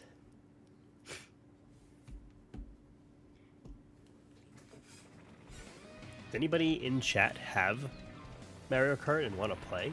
Because I can do that too. Also, if you just want to hang out, that is totally cool too. Spider-Man 3 is my guilty pleasure. Hell yeah. I think that movie is fun. I wouldn't say it's good, but I would say it's fun.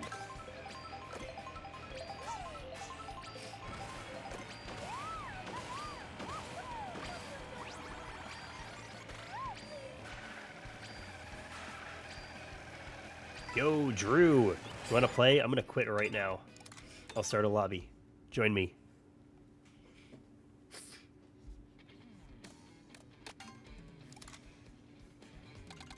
Oops.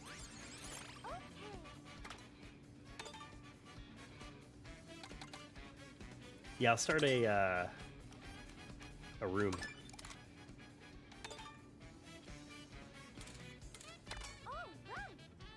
That might have been doing really well with Peach. I'm just gonna play Peach.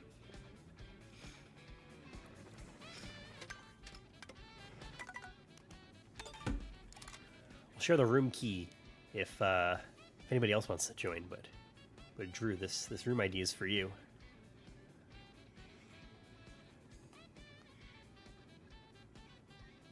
Not sure what Into the Spider-Verse Spot is going to be, if he's going to turn good like the 90s. Yeah, I don't know what they're going to do with that either. Do some races. Com difficulty. Hard. Let's do 4 races. Let's do a minute in between them, just to give us a quick break.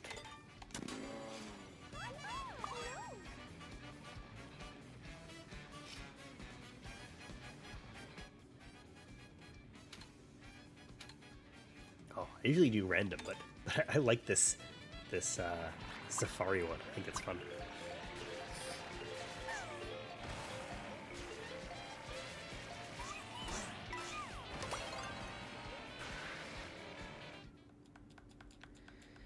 Lee, it's been so long since I've watched the Spider-Verse movies that like I feel like I don't even fully remember them at this point, which is too bad.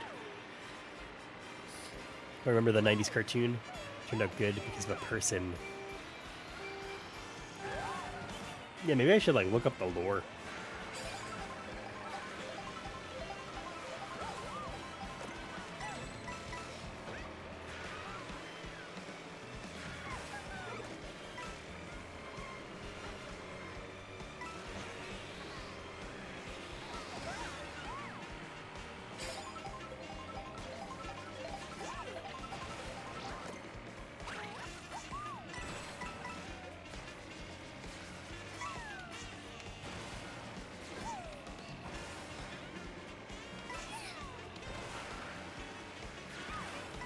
Is anybody gonna play Death Stranding 2?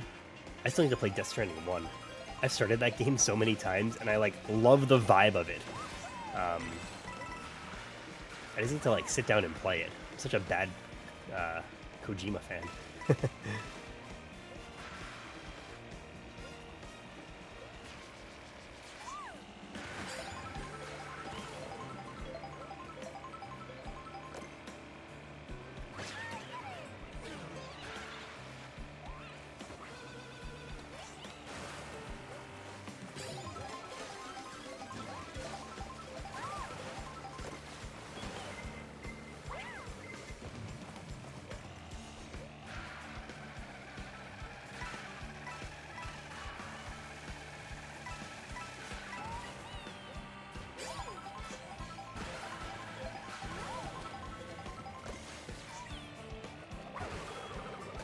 Yo, I got so lucky with that. I guess I deserve it.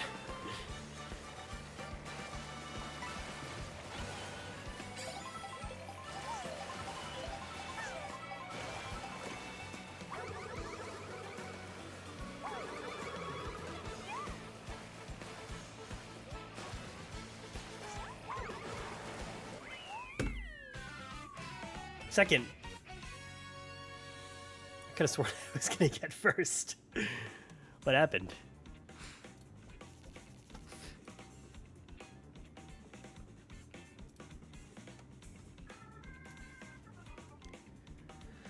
That was a good game. It was pretty close, Drew. Got a few more races to go, though, so we'll see who comes out on top. Be back in like 20 seconds.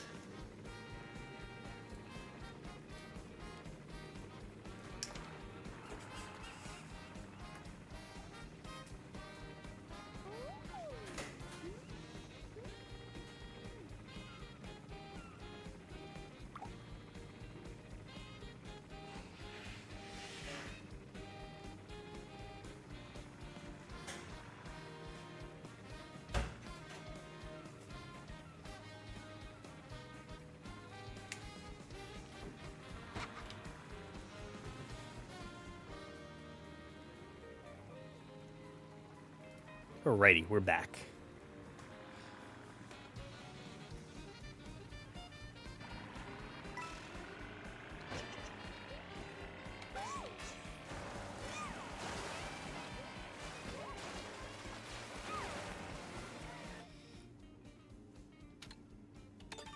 Random. Yo, so I have all of next week off of work for July 4th, and I'm psyched. Hopefully I'll get a bunch of videos going. I like to stream a lot too. I'm having a lot of fun doing this. Sunshine 2 would make everyone happily fork up $80. I don't know, you think so? I think people are going to complain. I mean, I'm part of this group when I say it. I think people are going to complain about $80 games for quite some time. And I don't blame people, because so many games are coming out incomplete. Like Call of Duty is, rumored to be $80 next year. I mean, granted, I have Game Pass, so I guess I care less about that in general, but like, I don't know. Is Call of Duty an $80 game when they sell $30 skins and they sell season passes and just all that crap? Like you're telling me that game has to be $80?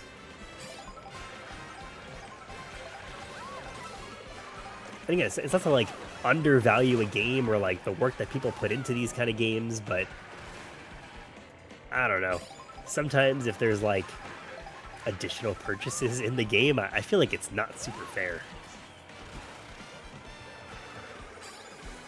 But for Sunshine, I feel like people don't really like Sunshine, right? Like it's not like a beloved game necessarily.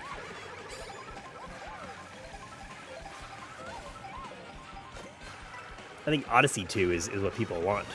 That's what everyone's asking for. Oh, Lee, you said it. I don't know if I maybe subconsciously had seen your message, but I agree. I think Odyssey 2.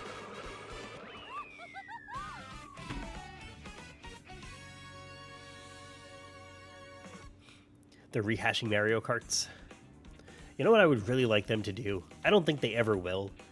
I really want to see the double dash mechanic of two characters being able to switch characters, being able to switch items. I want that mechanic in these games. I think that would be a ton of fun. And I've been saying that like for forever, because Double Dash was always my favorite, which is funny because when I go back to play Double Dash, it didn't age very well, I don't think. But I like the concept a lot. Like, I do a lot of Double Dash game testing for emulation because it's like a game that I used to play a ton as a kid. So it's easy to know if it feels right. You're hoping a remake of all handheld Pokemon games for Pokemon's 30th anniversary? I want to say I hope you're right, but I also feel like it's just never going to happen. As much as I'd like that, I mean, all they have to do is like make a $100 emulation handheld that just has all of the old classic Pokemon games preloaded. Like, even if you do everything before DS, like, even that would sell like crazy, I think.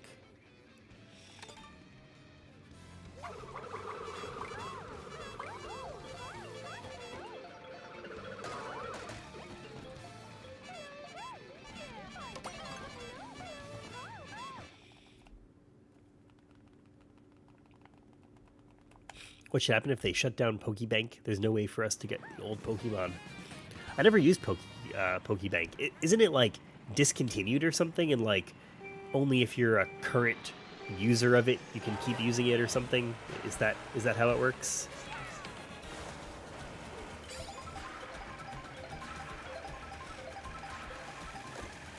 I think I think that the only reason I even know about that is because I know they're going to shut down Pokebank sooner or later. I really wanted to make a video like, could I take my Pokemon Red or Blue or whatever, like, can I take my Pokemon, all the way from a Game Boy through to the newest Pokemon. Like, what would that process be like? I thought that would be like just a fun experiment, but something like stopped me from doing it. I feel like I hit a wall somewhere, and I was like, I don't know if this is actually going to work. Which, maybe that could have made a video on its own. But it felt less satisfying going into it knowing that it wasn't going to work.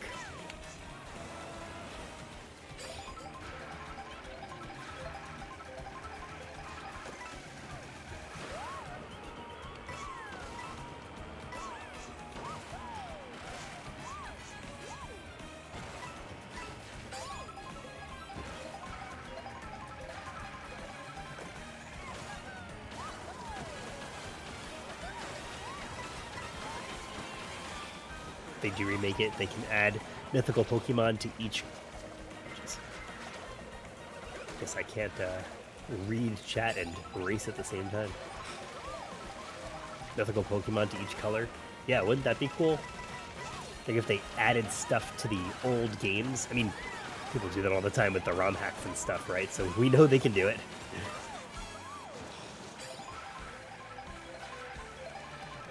That's basically what Super Mario Maker is, right? It's just like a ROM hack maker. Retroid Pocket is amazing for playing old Pokemon games. Yo, so I have the Retroid Pocket Classic, and I need to make a video on it because I've just been very behind. And no, and I am loving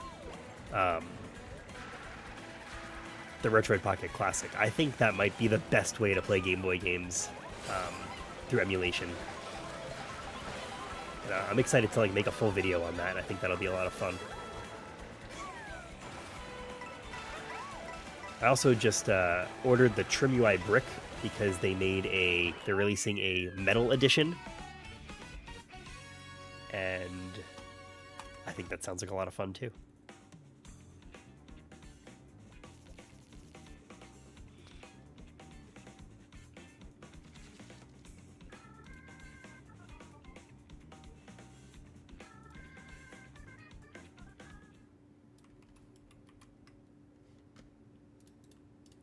You know what the problem is? I know why I'm not able to like successfully figure out how to ban people and stuff. It's because my keyboard is all messed up. I don't know what happened. I mean, it's not like the keyboard. I know that it's Windows. It's like a me problem. I have a lot of like keyboard shortcut stuff. Is the Retroid Classic new? It came out like, I want to say like 2 months ago. 3 Plus is a solid device, though. I think that's a great handheld.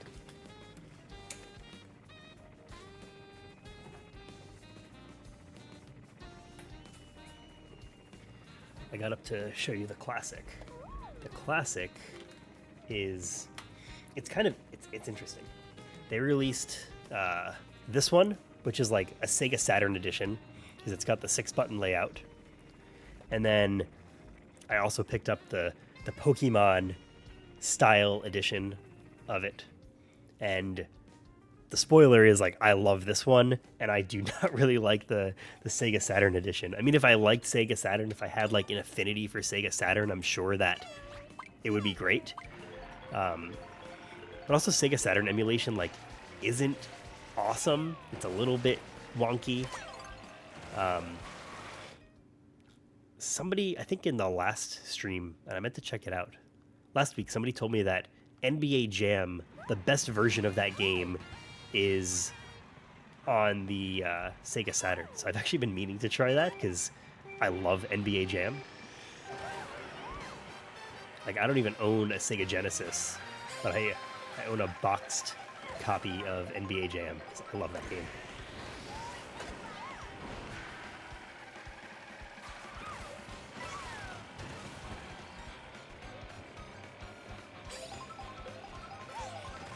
Do they have a yellow one? They don't have like a black, like a back and front as yellow, but just the Pokemon edition, which has the yellow front, which I think is awesome.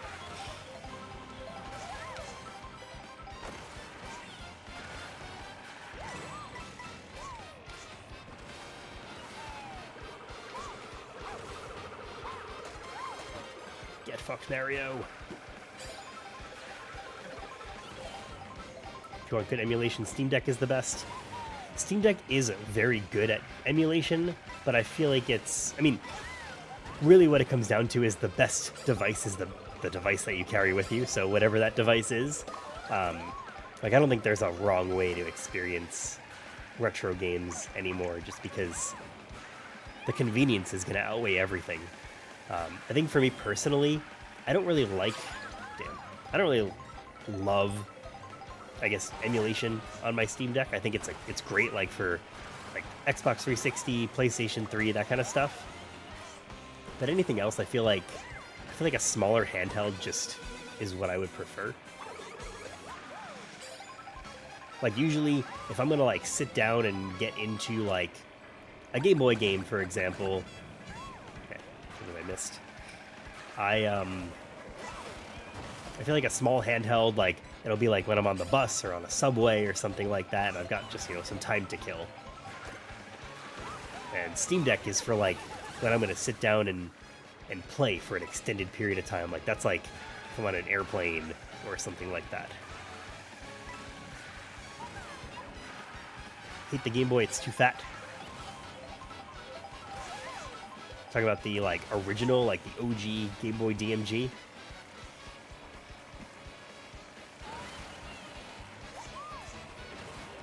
Damn, Mario beat me. My hand would low-key go numb as a child. Is it from, like, holding it up like this and playing? I guess no, because if you're playing a Game Boy, you had to have a light anyway. I remember actually, this, like, scarred me as a kid. I went to sleepaway camp, and I brought, like, my Game Boy Advance with me, and I had, like, one of those worm lights, and whatever kind of light was in it would attract moths. I would like try to play games in the middle of the night, and just, like, moths would start attacking me in the middle of camp, and I just hated it so much. It scarred me.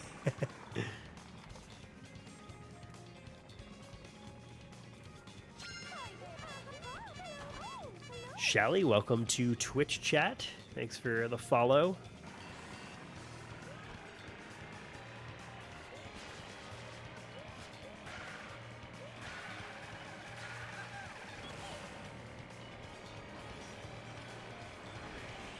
All these races have been very close.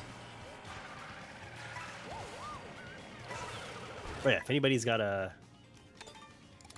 copy of Mario Kart and wants to play, feel free to join.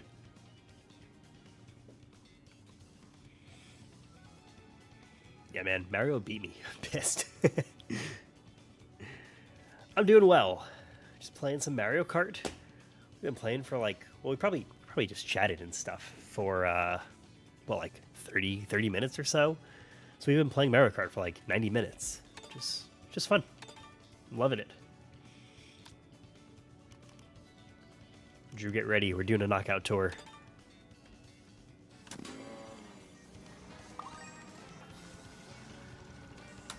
Talking about the original. Yeah, I could see that. It's a bulky system. I mean, at the time, like, an NES in your pocket, like. Commented on the stream and someone found my name offensive. I wonder why. But if you're chill, you're chill.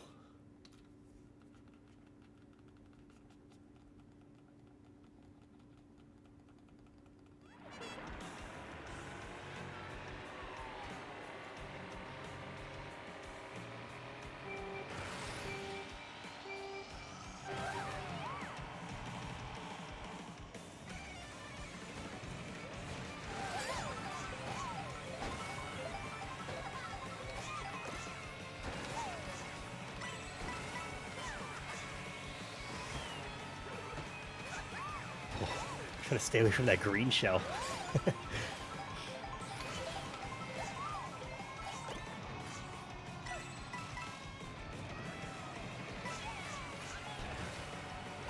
least you're not bad. Yes. Earlier we had quite the stream of, I think it was just one person I don't know. There was maybe like a few people, but it was just really one offender that just like had a million usernames and just kept coming into chat. But I think they're gone. I heard a secret that they love Nintendo. They were making fun of me for being a Nintendo shill, but I think the truth is that they're just embarrassed to admit it. They just love Nintendo.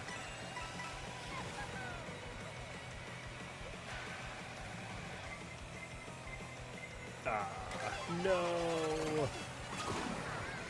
Did I at least get the costume? Yeah, I got the costume. That is all that matters.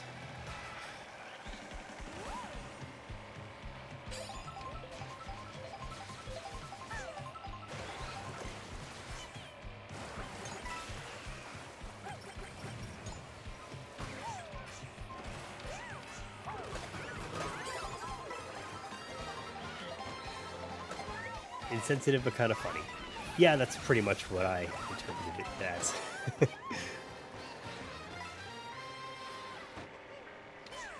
he didn't like it, he wouldn't keep coming back. I know. He told me my streams suck.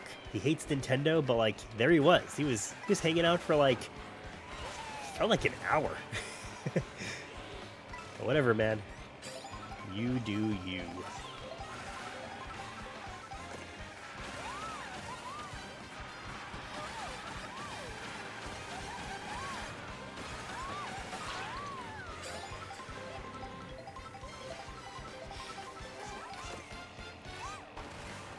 Also, I was thinking, I know I mentioned already that I was going to too many games and that whole like game marketplace and stuff. I was thinking about like earning stuff to like stream there. I thought that might be fun. But I'm undecided if I want to go through the effort of figuring out how I would do that.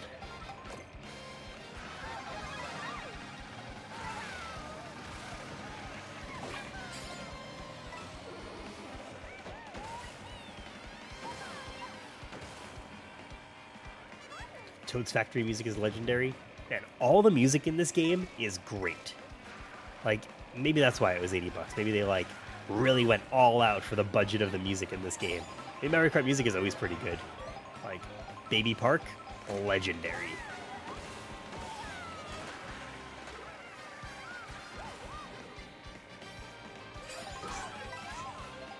Oh man, I almost got up on top of the telephone pole.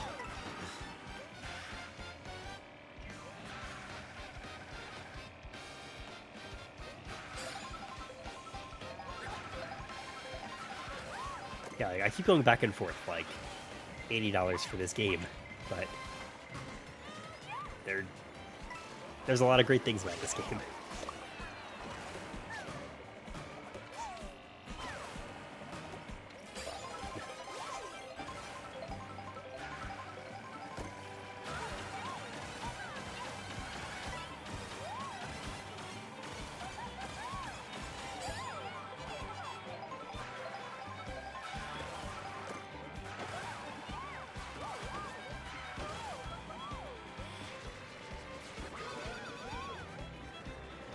Love that they put some classical Mario Kart music in it. Yeah, I've noticed like some throwback music, which is great. I feel like it's not super common that Nintendo recognizes its past.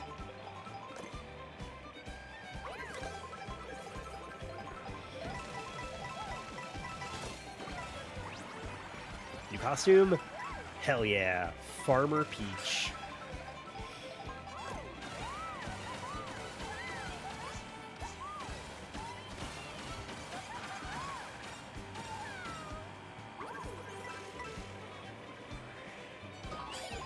Damn, that car got me.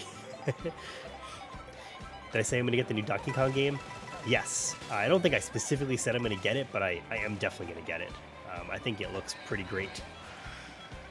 I'm tempted to like go to one of the, like a store that has the Switch 2 kiosks to like check out the demo, but I think I'm just going to leave it to be a surprise. I never ended up watching the Donkey Kong Direct like I planned to, and at this point I kind of feel like I'll just keep it a surprise. I think that will be fun.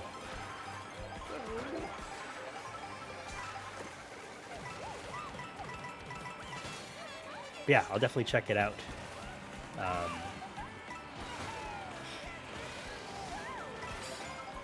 You know, people call me like a Nintendo shill, but I've never played a Donkey Kong game. I've played like Donkey Kong Country a little bit on Super Nintendo, but like barely. It's because what's ironic is I grew up a Sony kid. Like, I had a PlayStation, I did have a Game Boy Pocket, but I didn't get like a Nintendo console until the Wii. Had a PlayStation 1, PlayStation 2, PlayStation Portable. So Crash Bandicoot is my guy. So you got the Amiibo pre-ordered? Awesome.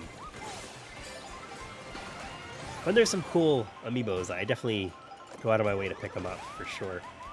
Oh my god, go, go, go!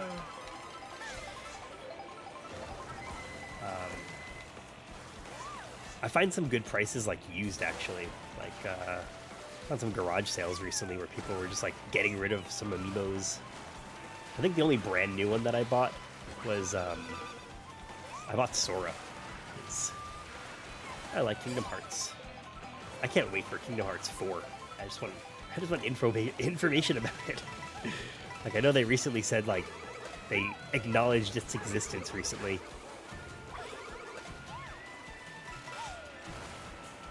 Born before Nintendo started making video games for the TV. Seen it all. I don't think it was the first console I ever played, but when I was a kid, my mom would sometimes take out her Atari because she had her game was Breakout. Now she plays a lot of Candy Crush.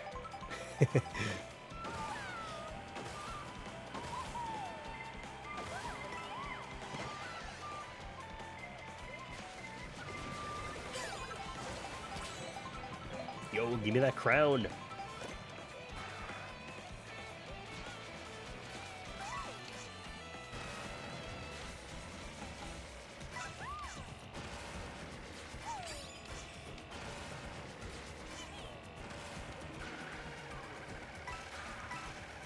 Had to play Atari before that Nintendo came out.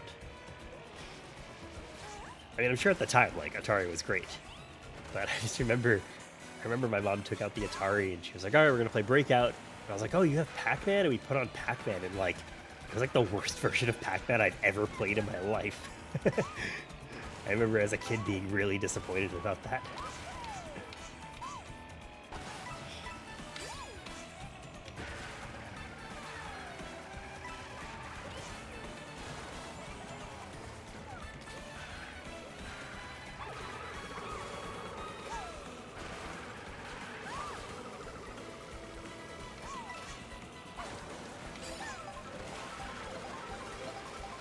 Man, this is it. Who's in first? Man, so far ahead. Holy shit. Damn. CPU too good. First console was Super Nintendo. First game was Super Mario World. That did set the bar high. Like, that's like such a great combo.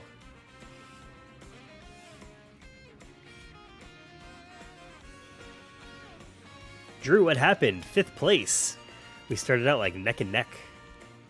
Is it weird I've been playing my Wii U Virtual Boy more than my Switch 2? Nah. I'll go through phases. Like, this is my Switch 2 phase now, but it's gonna change pretty quick. By the way, if anybody would like to play, feel free. Feel free to join. I think my Switch 2 phase is probably going to end pretty soon, though, because I gotta move on to other stuff. This is what I was showing before, this guy. Gotta move on to that guy. Start making videos about emulation again. Oops. Had a ColecoVision. Damn, I've never played a ColecoVision. But that's cool. Do you still have it?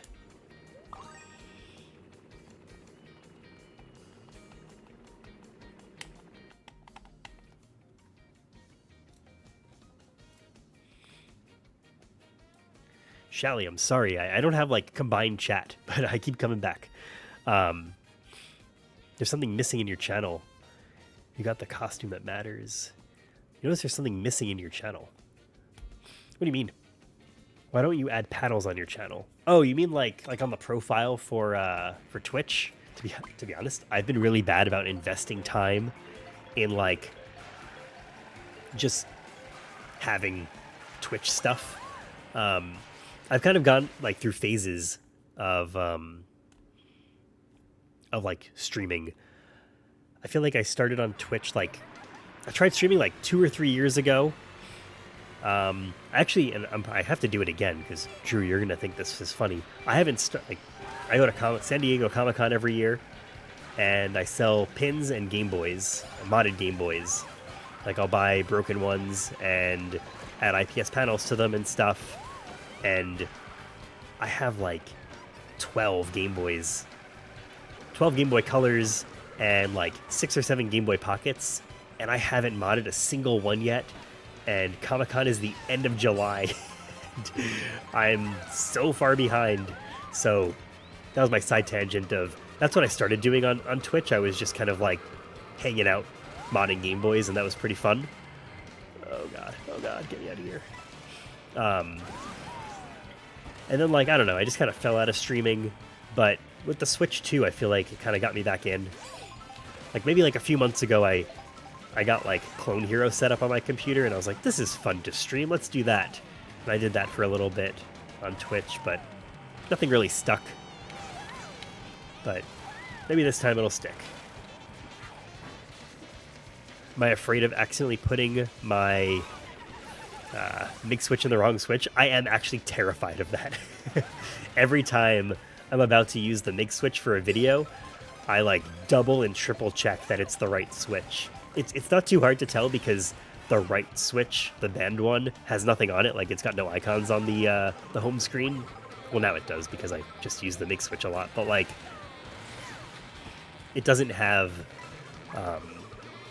the same profile icon. I named the switch Brick because I wanted to make sure I don't mistake them. How did that happen?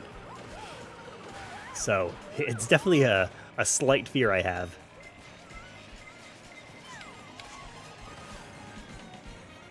But I've been careful. And also honestly, after this video, I'm pretty done with the MIG switch. I'm a little bit weary of even putting it in my Switch 1.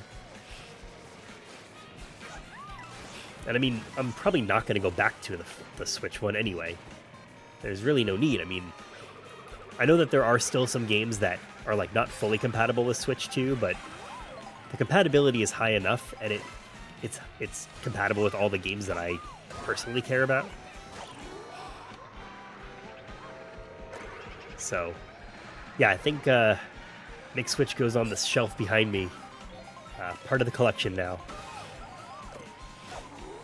What I will actually keep using, though, I didn't talk about this in my video that I'm releasing later this week, but I will keep using the MIG dumper for sure. The MIG dumper is like cool because if you just plug it into any device, it kind of just makes that device have a Switch cartridge slot on it. So you could like plug that into your Steam Deck, and then you could just insert your game, your cartridge, and play the actual physical cartridge on your Steam Deck.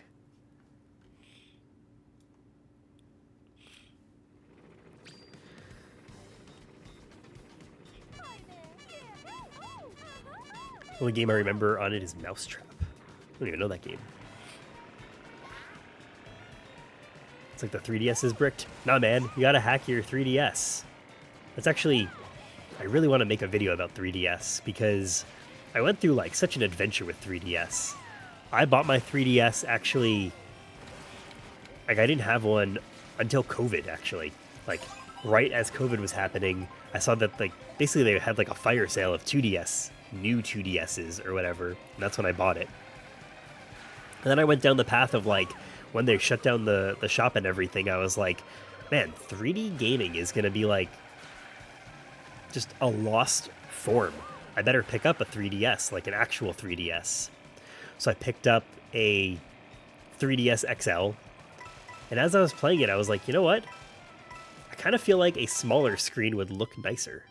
So I picked up a regular 3DS, and I don't know, I'm like, and then I also picked up like the flat 2DS, and I have all these variations of the 3DS now, and it kind of got me thinking, like, which one is the best one to pick up? And I think there's still like validity in owning a 3DS if you haven't experienced a lot of those games, because I don't think they're ever gonna re-release that stuff. I mean, we got Luigi's Mansion 2, but I never even played it. But I feel like my perception of it is like it's a half-baked port. But I don't know. I could be totally wrong. That's just my impression.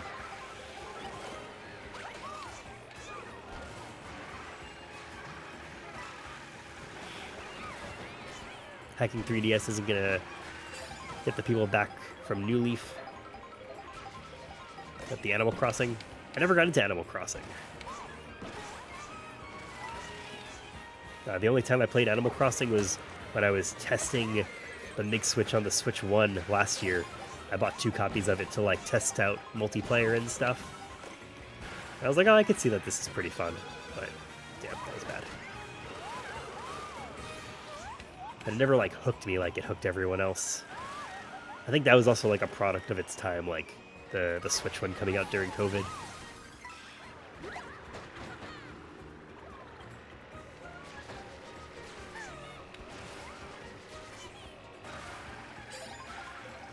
th place. Damn.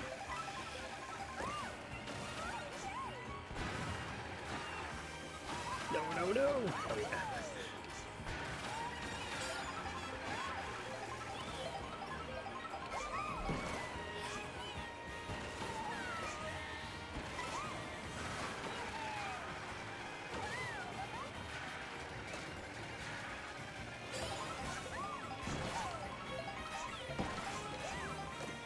So many friends on New Leaf that I can't see anymore, and hacking won't let me see them.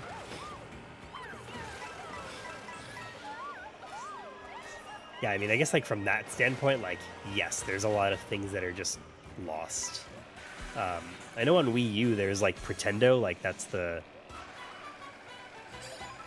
alternative network that like re-enables online play for Wii U. Which I also meant to... Did I make a video about that? I don't think I did.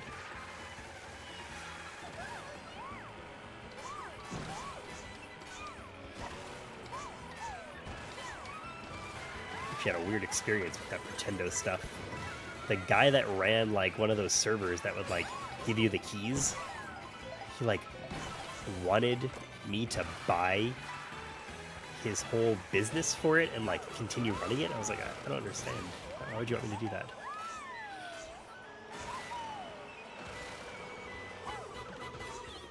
Oh my god. What the fuck just happened? Animal Crossing before there was YouTube or anything like that was a special experience. Is that like back in like the GameCube version?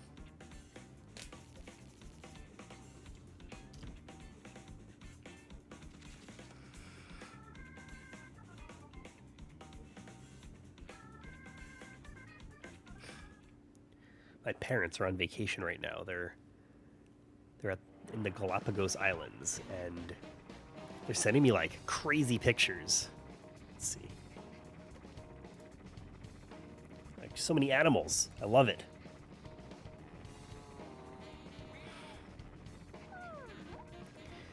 Is there any way to hack the Xbox 360 since Microsoft shut down the internet on that?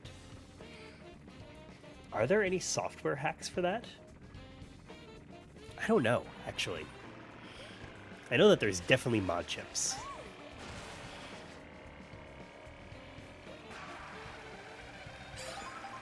Yeah, that might even be a fun one too. Like, I feel like nobody talks about Xbox 360 hacking. Yeah, there's so many things I want to make videos on.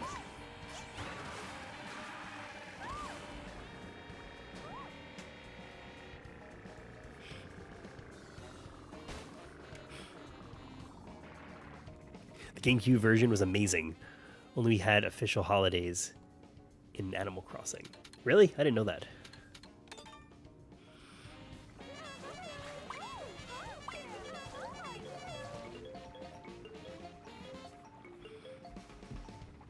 It was developed for N64. I think I had heard that before, but I think I did not remember that.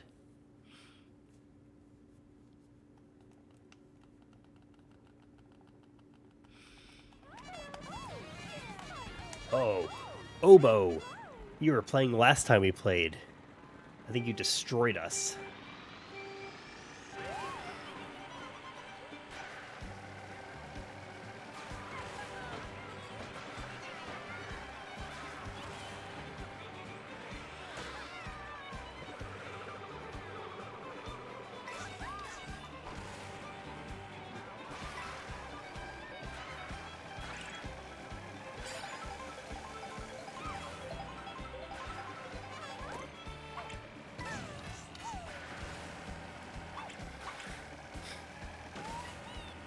What other games are coming out?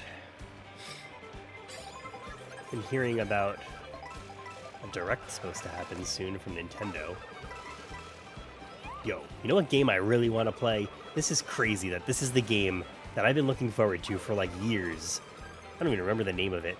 But it's from THQ. Wait, I only thought of that because I know that they just announced that they're going to have like a showcase in August. They have this game that I've played at PAX like 2 or 3 years in a row. And it's like basically a Burnout clone. And it looks sick. And it's been on my Steam wishlist for years. And it just doesn't have a release date. And I check every once in a while, and there's just nothing about it. Like, I want this Burnout clone game so bad. I mean, really, I just want a Burnout game. But I'll take a Burnout clone too.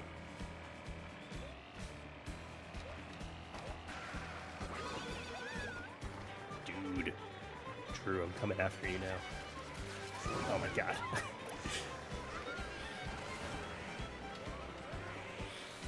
Nintendo needs to add N64 DD games. You think they'll ever recognize that that thing even existed? I wonder if they mention it in like that Nintendo museum in Japan.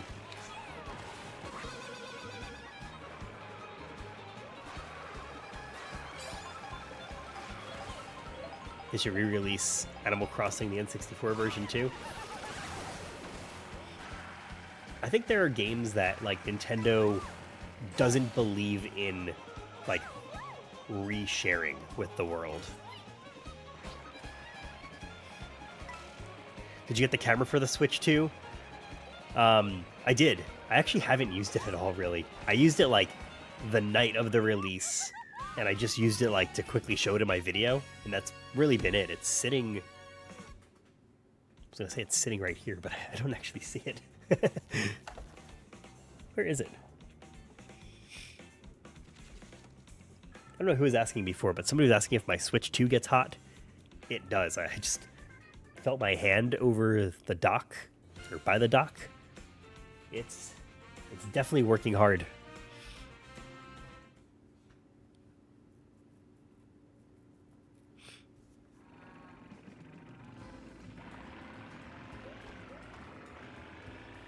They added it as a profile picture. I think that's like as far as it'll ever go.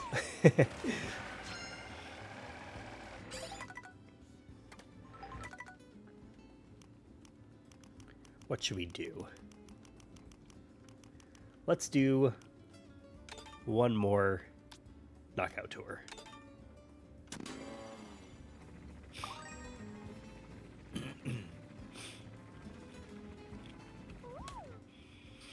Bad news, you can still update the system firmware. You can also use another Switch to update your games via local connection.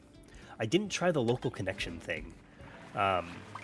We tried it on the stream last week, and I got scared because it kicked me off the internet. So I was like, I'm just not going to bother. But yeah, we did the system update last week too. For anybody who's recently joined, I got a video coming out later this week. It's in progress. I have like one more thing to film for it. Hopefully I'll get that done tomorrow.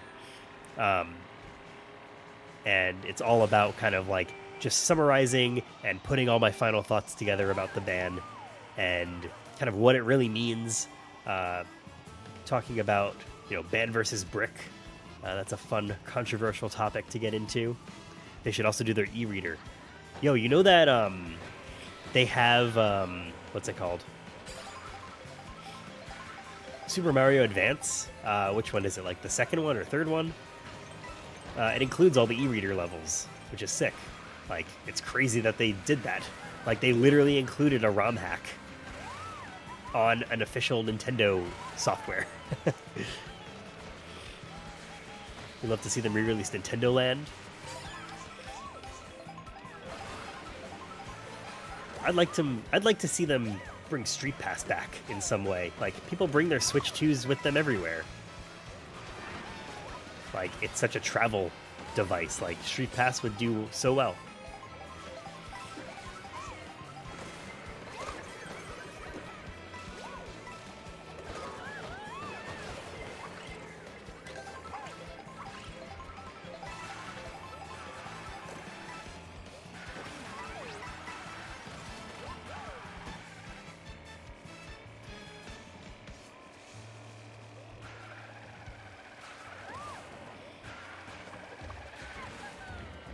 Games that have the game share feature update need another Switch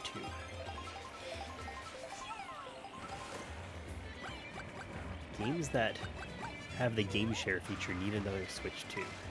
But I think some games that have the game share feature even will work on Switch 1 games, right? I haven't tried it, but I think that's what we've heard so far.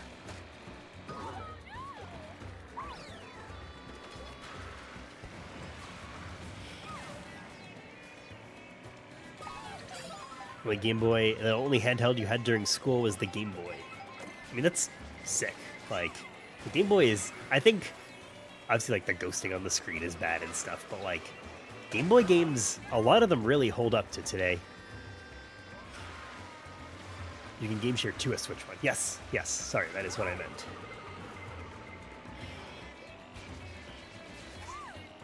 Which is also, like, cool idea. I mean, I guess it essentially means you're, like, streaming the game, I guess, off the Switch 2, which is interesting that it could, like, the Switch 2 is powerful enough to, like, share a session like that.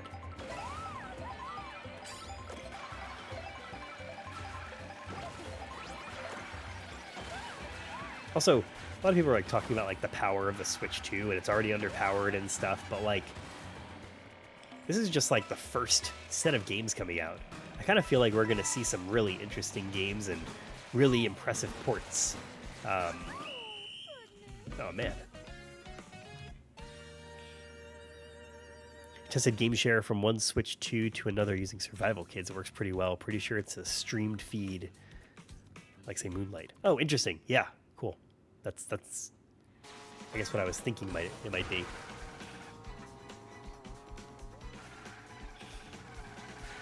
Wish more handhelds were invented when you were in school, but still a Game Boy was good. Yeah, I mean, Nintendo in your pocket, dude. It's pretty sweet.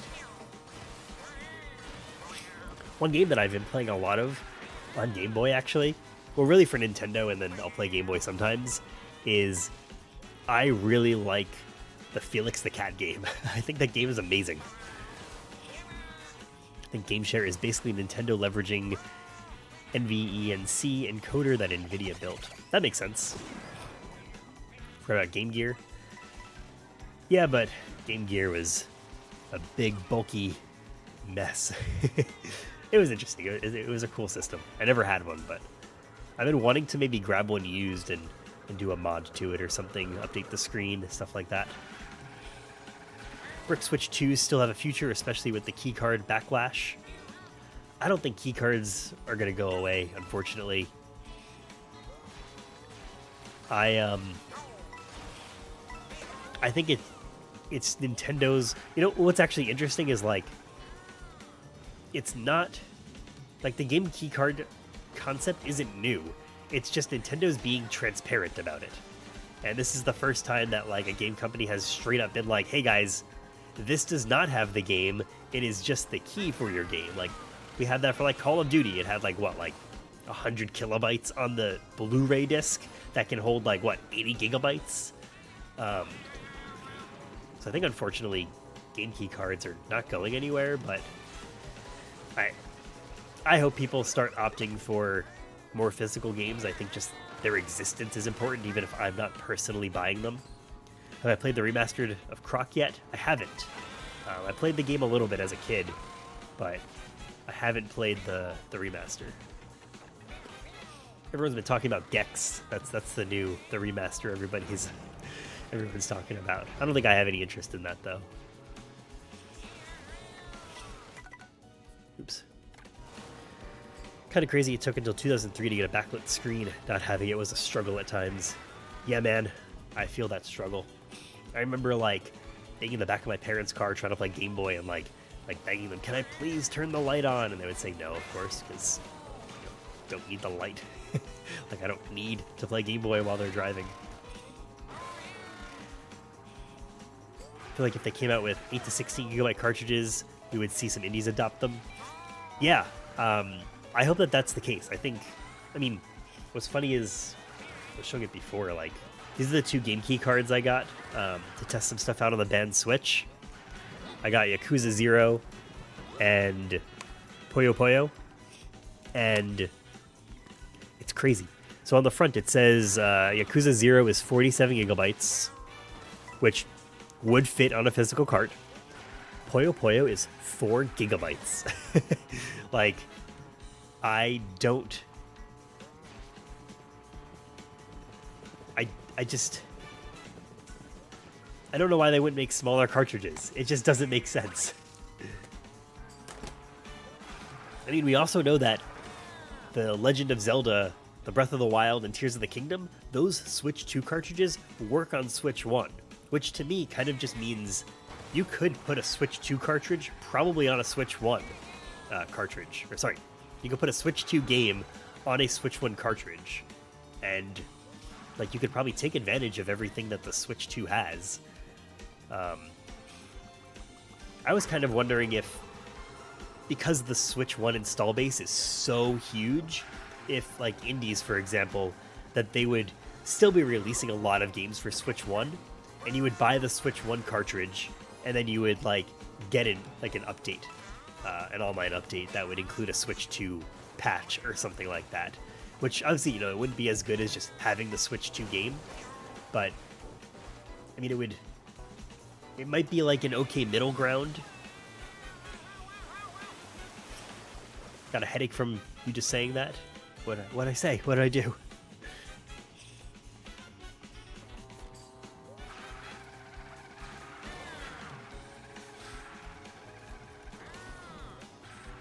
Alright, next stream, I gotta figure out how to get a combined chat. That's number 1. Number 2 is to figure out how to, like, see both chats for me together. Switch 2 carts can be read by the MIG dumper. They can't. I did try that. I don't have that in my video or anything, but I did try to put Cyberpunk in, and it doesn't read it. I mean, what's also interesting is, like, you know what I didn't try? Curious to try it now. I got the MIG dumper upstairs, actually, so I won't try it now, but I didn't try Breath of the Wild Switch 2 edition and Tears of the Kingdom edition in the dumper to see what comes up. I would assume it would work because the Switch 1 will read those as Switch 1 games, without the enhancements, but I wonder if the dumper can read it, because, yeah, I mean, like, Cyberpunk doesn't work. Oboe! Winner! Using the streetlights as a light source in the car. Yeah, man, that was quite the struggle. Thanks for hanging out, Drew. We'll play again soon. I'm actually probably going to be playing a lot this weekend after this convention, like just at night. So if you see me online, text me. Let's play.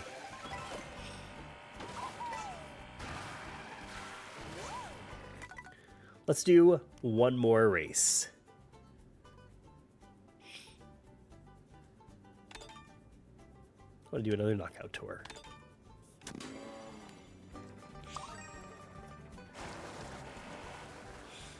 Could be a fun experiment. Yeah, I wonder if I should add it to my current video. I'll have to think about that. I like just finished recording all the A-roll and everything today. I've got like a little bit more B-roll to do, so I don't know if I'm gonna exactly add it in, but it is an interesting thing. Maybe, you know what? It probably would make a perfect YouTube short. That is probably exactly what I'm gonna do.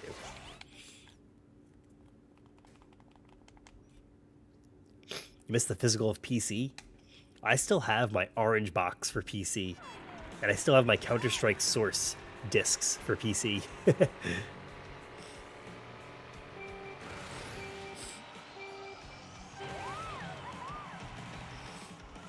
That is kind of funny about like just the digital future is like PC has been digital for so long, and like we kind of are okay with it.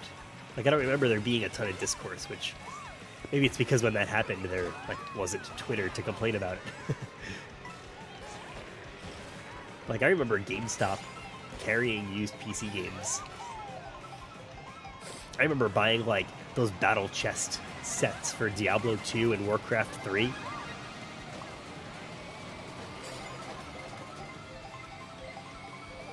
I actually still have those. I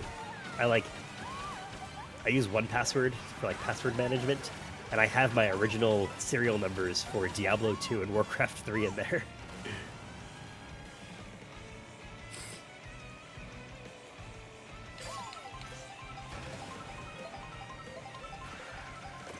You have all your Windows 95 games. You could do like a virtual machine, I bet.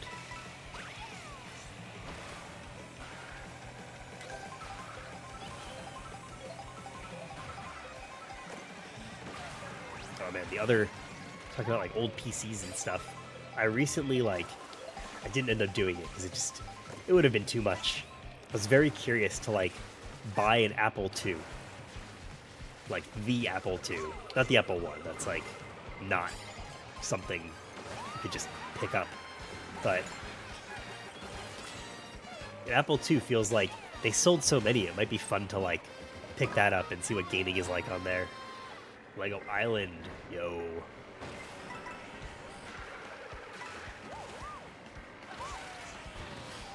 My PC game as a kid was Roller Coaster Tycoon. Played so much of that game.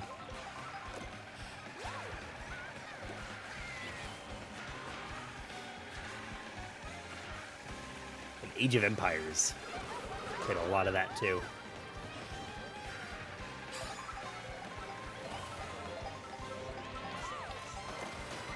This doesn't work on my PC rig. Lego Island. Can't you like emulate old PC games? Doesn't GOG actually like they've been starting to like help preserve a lot of these old like MS-DOS era games and stuff, I think, haven't they?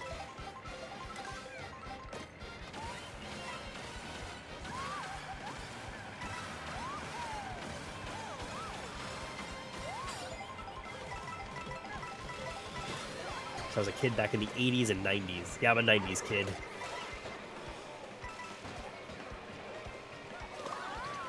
Roller Coaster Tycoon was my first game ever. Yo. Roller Coaster Tycoon was so fun because growing up I lived near a Six Flags, and I just thought it was so cool that they had Six Flags rides pre-built in Roller Coaster Tycoon 2. I thought that was such a fun thing. Like, I spent so much time trying to rebuild my Six Flags in that game.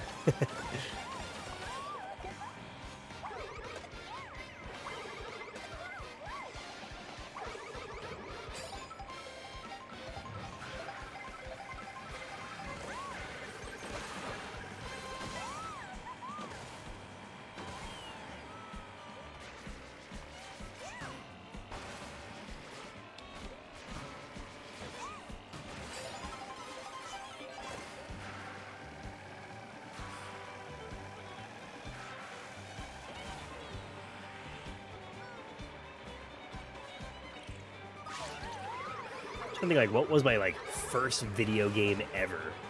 I remember my dad had an IBM laptop, and I think it came preloaded with some games. We used to play like, it's actually funny, is I've tried to Google this game. Maybe somebody in chat knows what this game is. I've asked ChatGPT, I've described the game, and I just can't find it anywhere. I thought it was called like Squark. It's kind of like Pac-Man-ish. You were this ball, and you would use the arrow keys to control the ball, and you would go around and like you had to fill in these squares, and as you pass by the square, it would like fill it up 1/4 at a time, and like these like other balls would come at you, and then it had like the Pac-Man mechanic where you could pick up like you could hit an item and it would make it so you could eat the other ball things. And I could have sworn the game was called Squark or something like that. And I can't find this game anywhere. I would love to play that game again.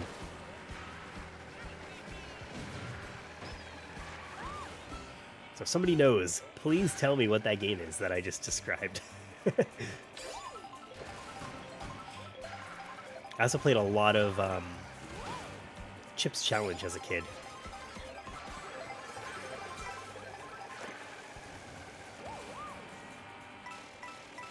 ChatGPT came in clutch finding nostalgic games. Yeah, I thought that it was going to be perfect to help me find this game, and I described it so many times, and I just couldn't find it. Wish you had so many handhelds to choose from to take to school. Yeah, dude. It's crazy what there is today.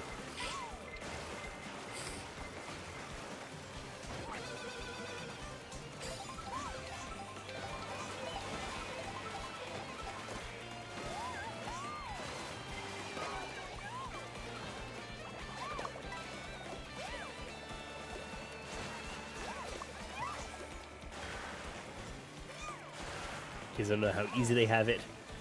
No, the internet is nuts. I mean, could you imagine if the Switch 2 is your first console ever? Like, how cool is that?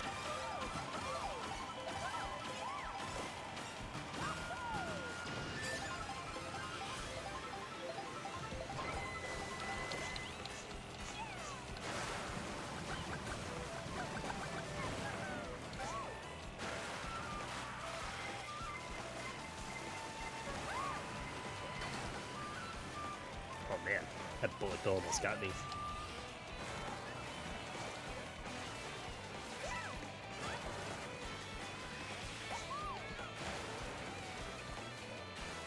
Be the envy of all your classmates if you took a Switch to school. I think kids can like use cell phones in school now. Like, I remember getting detention for having my phone out. I remember getting detention for like having an iPod out.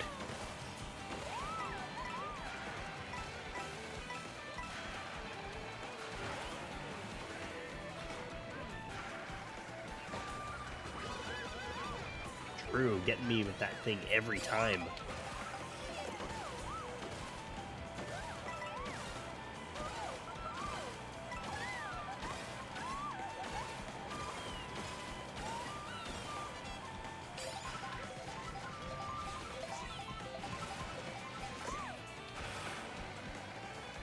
Wi-Fi would make it easier. Oh man. Imagine having Wi-Fi in school. Game-changing.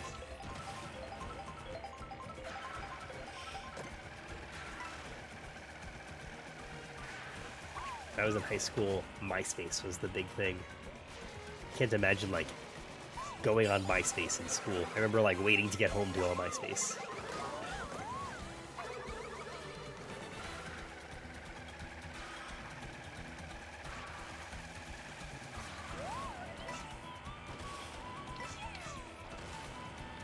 I like that this stream has turned into just nostalgic memories. That is always fun.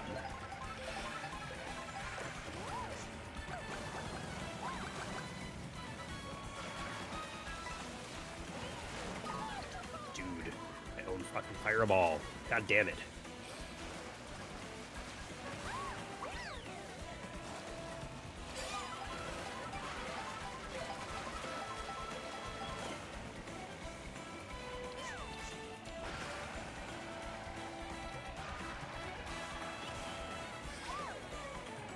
You know what? I will take third place.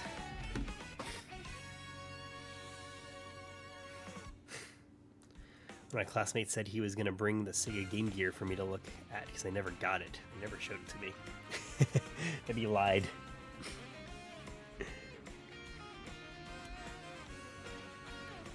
Oh, Drew, you stuck around for one more. Cool.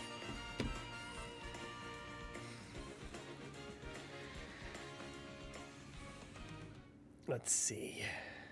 All right, guys. I think this wraps it up. I had a lot of fun just chatting. I feel like Mario Kart World and hanging out is a pretty fun vibe. I hope that you guys vibed with me too. Really appreciate everyone hanging out. It's been a ton of fun. I'm going to keep streaming. I think this is fun. This is 2 weeks in a row, so let's keep it going. I got a video coming out later this week, Thursday or Friday. I'll be in Philly for Too Many Games, if anybody's checking that out.